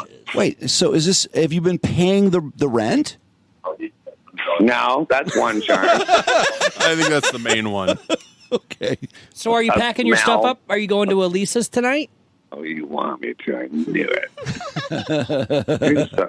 Are you trying? Look, she every day she begs me to come over there. Then what's the problem? Can I tell you something, though? Can I tell you something? Yes. This is between me and you. And by the way, not really going to be between me and you because she's going to hear it. But when I go to her house and sleep over there, which she begs me to do every day, I feel more trapped there than I do in my own trap house. Why do you feel so trapped, though? She's beautiful. She's hot. Oh, really? That will make you not feel because she won't let me leave. Yeah. Tells me what I need to do.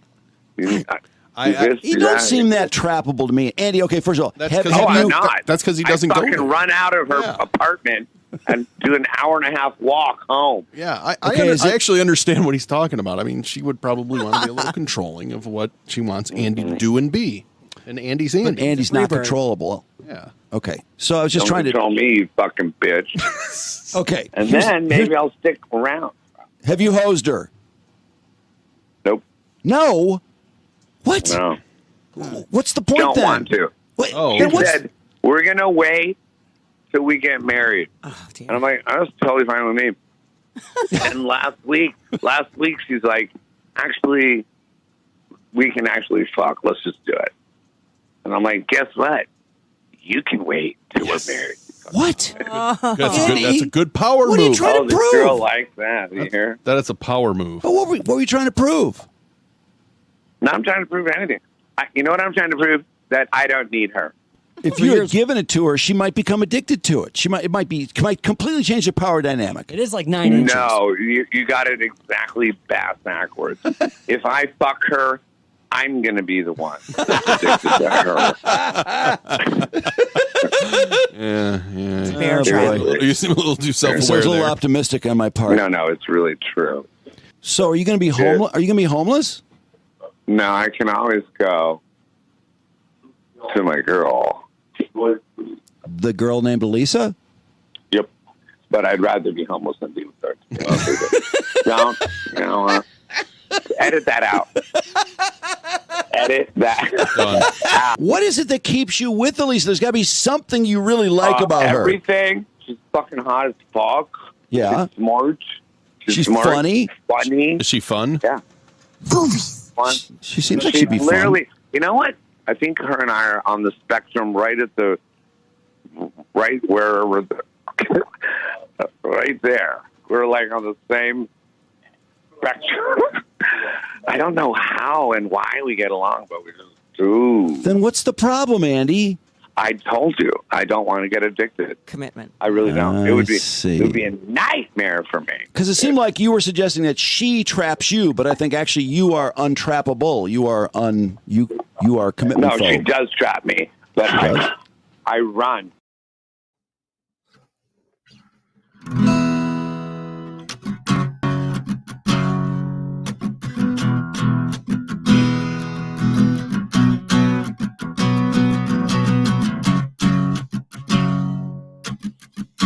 She calls me Goliath and I wear the David mask. I guess those stones are coming too fast for her now.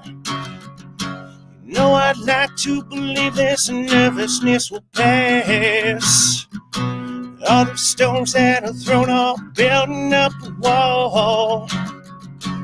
I have become cumbersome to this world.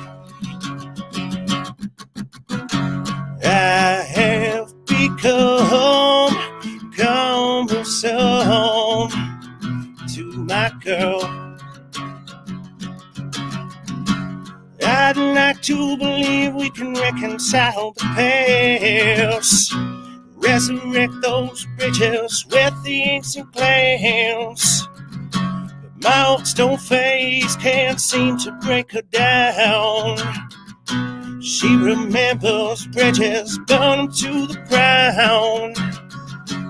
I have become cumbersome to this world. I have become cumbersome to my girl.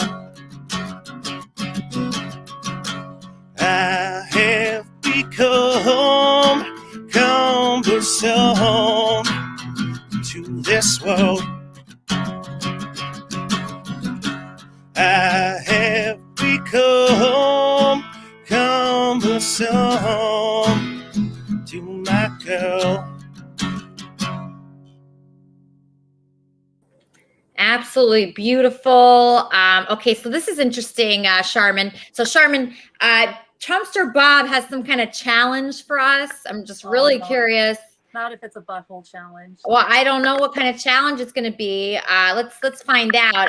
Bob, what's going on? What's this challenge that you speak of that you want to tell me and Charmin? Well, you're both kind of close. You're both kind of close. Only I'm not involved. What? Hold on a second. Okay, so I come up with this idea. It's a whole brand new kind of butthole challenge. I want to challenge. Hold on a second. She won't quit calling me.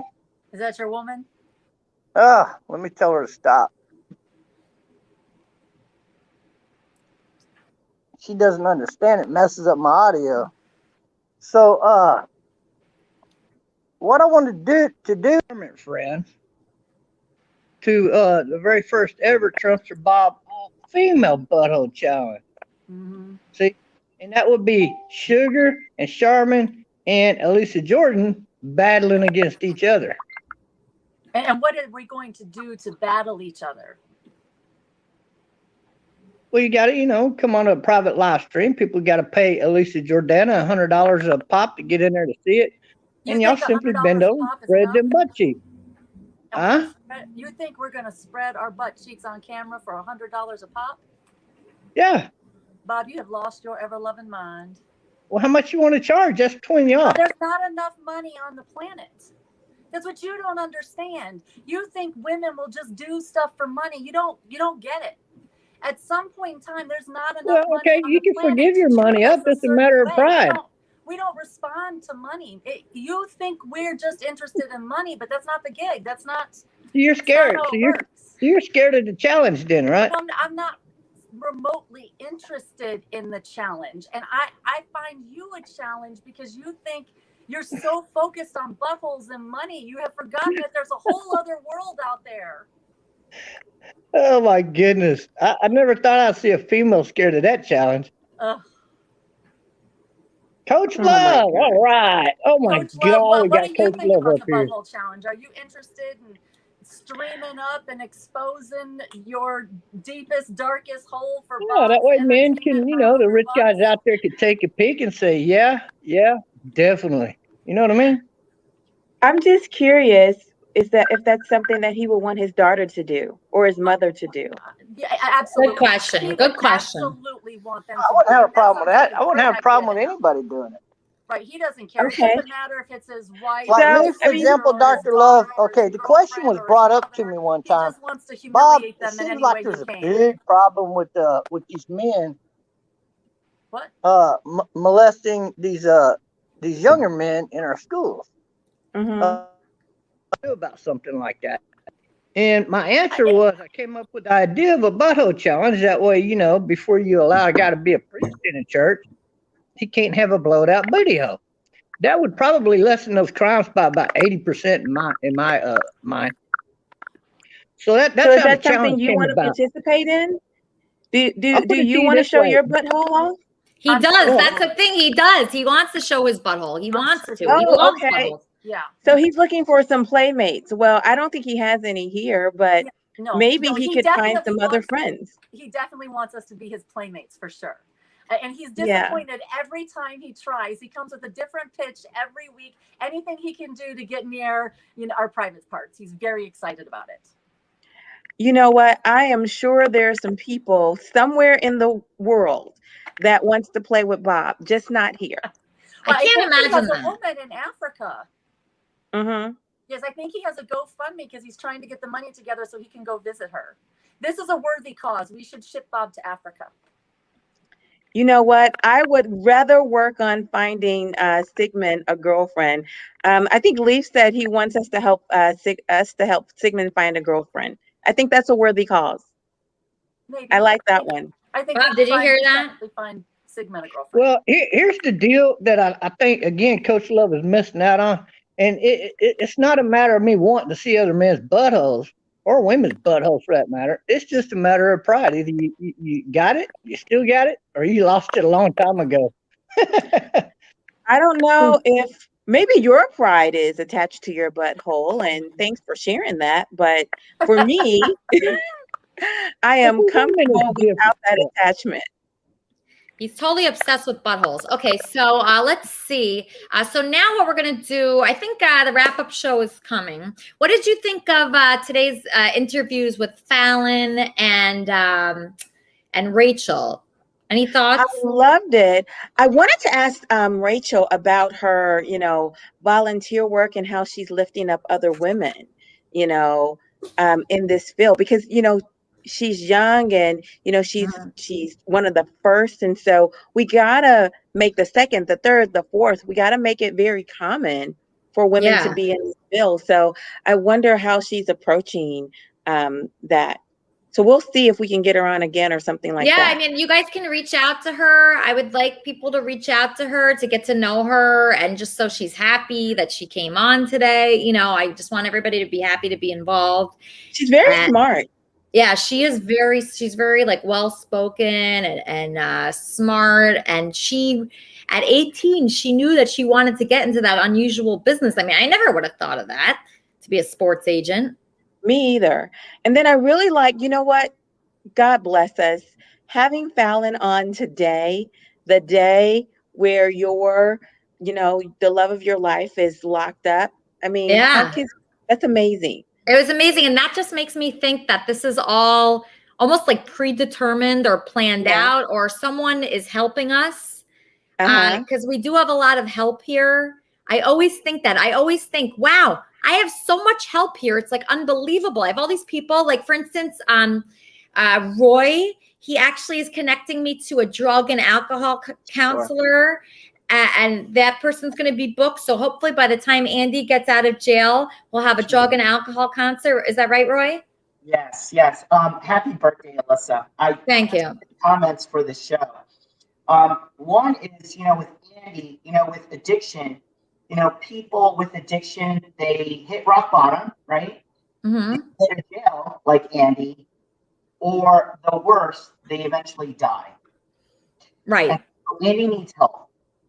There are people that can be sober, but then also they're not in recovery. And Andy's both. He's not sober and he's not in recovery. And so when you guys talk about your relationship with, I think you guys have a lot of chemistry. Mm-hmm. Right? But you're not really that compatible. Yeah, we're not compatible, but like our chemistry is weird because it's not like, I don't even know what kind of chemistry it is. It's like something, but it's not typical chemistry. It's something that's unique. Yeah. But Yeah. So, we're in I hopefully Dr. Herring can be on the show at some point, but we have a treatment center, a high-end treatment center in Media, PA, and also Center City. And, at some point, maybe we'll be able to help Andy. In prison, we have this talk so that in prison, he's, when you're in prison and you're isolation, he's thinking about a lot of stuff. He's thinking a lot of stuff about you, about his future, about his current situation. And so this is kind of like, the truth telling you, So I think I can see the shirt. Well, I have a really weird, oh my God, I have a really weird caller. Wait, Kermit and Friends. Hey, what up? This Jamal, coach for LA College Jets. I'm here with your fiance, Andy Dick. He want to talk to you, girl. All right, I'll talk to him. Hey, baby. Andy? Hey, baby. Hi. How are you? I'm so sorry, baby. Oh my God, thanks for calling. I'm shocked you called. I was speaking to you the other day, and I said, hey, buddy, how are you? Oh my gosh, you don't sound too good, Andy. I know, and the doctor, whatever the fuck his name is, said I'm not in recovery, but I am. I'm recovering from last night's cocaine binge. All right, Andy, just get home, okay? Everybody just get home. I'm just kidding, Elisa. It's Hud Isaac. Oh, hey, Hud. Oh, okay. That really did sound like Andy. You fooled me. You did fool me. You're a funny guy. All right, thanks, Hud. You're the best. Oh my gosh. Oh, one more thing. Yeah. I'm gonna hop back out. All right, I'm gonna hop back out. Please put me out one more time. I want to say one more thing. Okay, go ahead. No. When I get on the podcast. Okay. That's Hud. See, Hud is very enthusiastic. That's something I like about him. But so Roy, we're gonna help. Yeah. We're gonna help him. We're gonna help him. We're gonna do our best. I'm just gonna step back right now. I'm just concentrating on my own things. I think Kermit and Friends. We're booking guests for Kermit and Friends. We're getting musicians. I mean, look how great this Wappy guy is, and we got. Yeah, he is great. I love him. Yeah. Yeah, we have all these great guests now, and that's what we do. We try to make Kermit and Friends the best that it could possibly be, right, Hud? Can't hear you at all. You're very quiet. Hud, I can't hear you. Oh my God, that's Hud. But anyway, we're trying to make Kermit and Friends the best that it could possibly be. We're working hard over here. We're booking guests. We're doing interviews. We're trying to help people, but not that hard. I'm not going to be trying that hard. I'm just going to hope for the best. That's what I'm doing at this point, Charmin. I'm just hoping for the best. I don't blame you. I've tried to help people before, and it's just cost me and burned me in the long run. And I wouldn't want to be in jail right now. I don't want Andy to be in jail right now. I wouldn't bail him out. I do think that solitary confinement is going to bring up a lot of things for him to think about. Yeah. I think God has him exactly where God wants him. I think it is incredibly unique that the guest that you got today, right? Yeah. Fallon was perfect timing. Everything happens for a reason. I think God brought us all together, and all these doctors and professionals have tried with Andy and failed.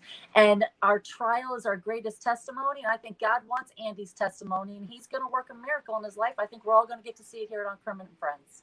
I really, really hope so. I hope to see it by your birthday on Wednesday. And I want you to remember what you do on your birthday, you do all year long.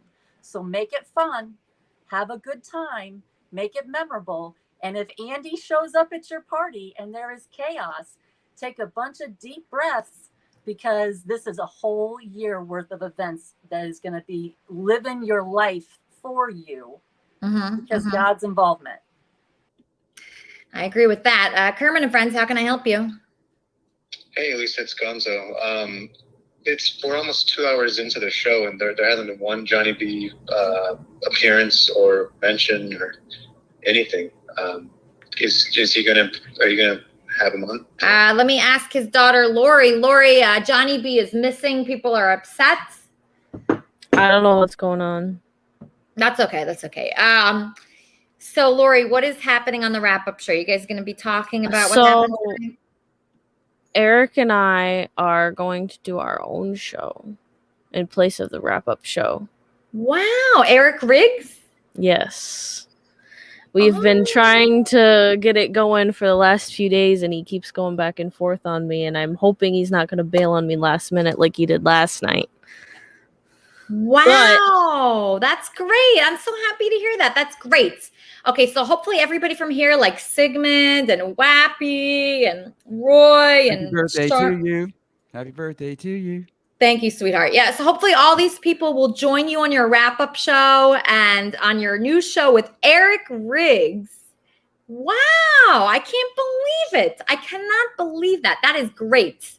That is so great. Does that show start right now?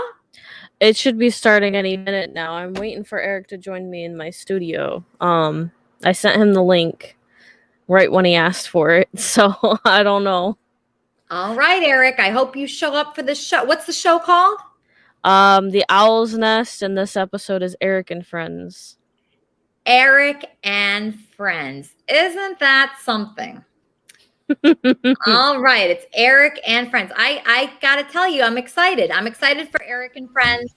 That's what I want. I want everybody to have a show based off Kermit and Friends, and bring the viewers to you. Enjoy that. That's gonna be fun, right, Johnny? Yep. I tried to do a little bit of a pre-show today. How before did you that go? With me and Eric, and I was trying to get Charmin in there, and that's why I called you to see if you wanted to come and give us a little idea what your show was going to be about today. Well, now you can go to Lori's show and you can talk about Rachel Luba. You could talk about Fallon. You could talk about Andy being in jail. The musical guests that we had on today. Coach Love has been booking unbelievable people. We have Heavy here. I was in the audience for some of her show that she had on YouTube yesterday. I didn't stay very long. 3 women on there talking about stuff, and I just said hello. Okay, well, I have the link here if people want to be on this other after show. If you want to be on the after show, you can be with Lori and all the other Kermit and Friends people. And that's a great thing because, I went into Coach Love's show the other day and she had a good audience and people were interacting with her. And it was just wonderful. And that's really what I want to go on here. Like, we have new guests all the time coming in, like Rachel and Fallon. But then we have our regulars that have their own shows and they have their own audience and they'll be monetized. And it's a whole community here. And that's something that I really love. And I mean, look, we even have Andy's people here from his apartment. I mean, how great is that? The number of people, hey, what's up? Look at Jesse here. We have Heavy. I'm obviously the best looking person there. Who are these guys? Yeah, see, he's good looking. We have Heavy. He's good looking. Yeah. HUD eyes. I mean, they're all models here. And they're for goddamn dumpy looking motherfuckers. I could be mad. I could be a model if they were selling geriatric wear, but Yeah. Yeah, it's nice though. It's nice to have everybody involved. And, we all are here just to entertain everybody and just also to have, fun and start our own shows like Jesse here. Jesse, are you joining Lori's wrap-up show or you have other things going on? Probably not. I want to announce a project that I'm working on too. I have a couple small videos that are going to be out next month. Starting to shoot a little bit of porn just for fun, actually. So the name will be G Rider, and I'll send some links up for you guys. Like G-string rider. Wow. Okay, that's a new thing that I didn't know about. It is. It's also, I'm still looking for a date for your birthday party, and you were going to try to hook me up with a girl, maybe Japanese. We talked about that. You can give out my number to your friends, so we can still do that, okay? I'm her I date have to for go, her birthday. and he can come too. I'm your date for your birthday. Oh, yeah, I do need a date. Okay, that guy could be my date. That's Do fine. that, Okay. Elvis. Yeah, and I'm then out. halfway through, we'll Happy switch. birthday, Just for Elisa. fun. Happy Bye. Wow. Okay, so there's a lot going on there. There's porn happening. Okay, John, do you have a song, sweetheart? Lori's being funny. Why'd you leave the door open? I don't know. Well, I didn't not like a 50 birthday song to sing to you in particular, but I was going to do a little Ronnie Millsap. All right, sounds good, John. Sounds great.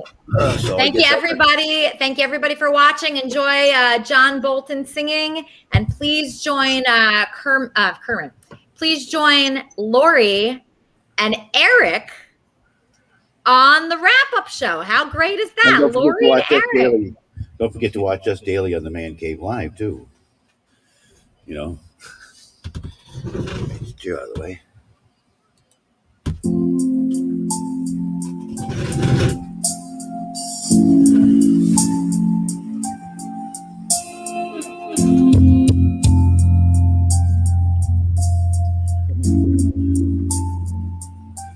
I segment. Oh, yeah, baby. Follow my heart. Call on the memories. Hear the dark.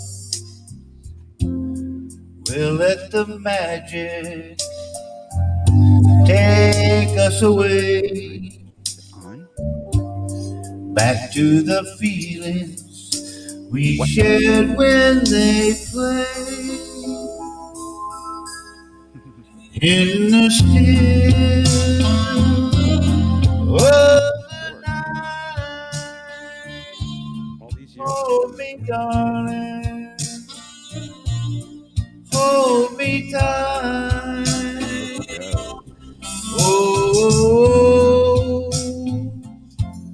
oh, He's got the spirit.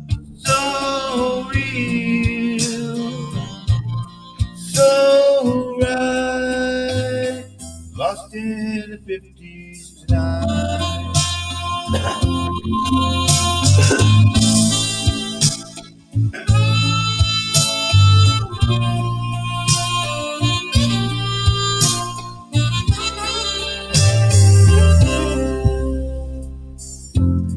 These precious hours, you can't survive. I don't know this song. I can't sing this.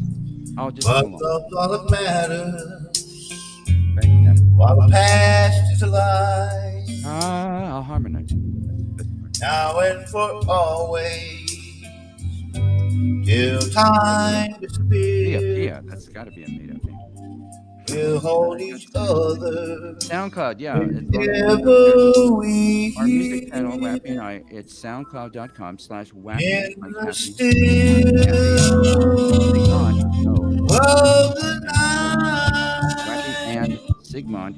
Hold me, darling. Come on, Sigmund. Hold me tight. I don't know what song is this. Whoa, whoa! You know, that's like Paul Anka would sing like so that. real. Sounds like a Paul Anka song. So right.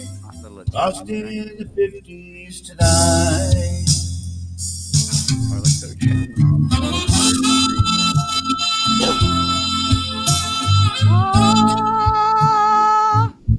Got my mic on now, by the way. It was turned off before. Everything was wrong. It was on mute, and then it turned to hardware not connected. Yes,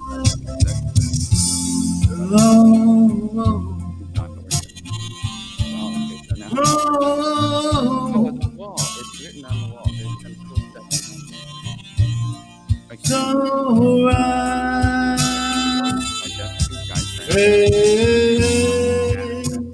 And one's like Karina. So real, so right. Why can't we do Old Lang Syne or something? Or those Star Spangled Banner?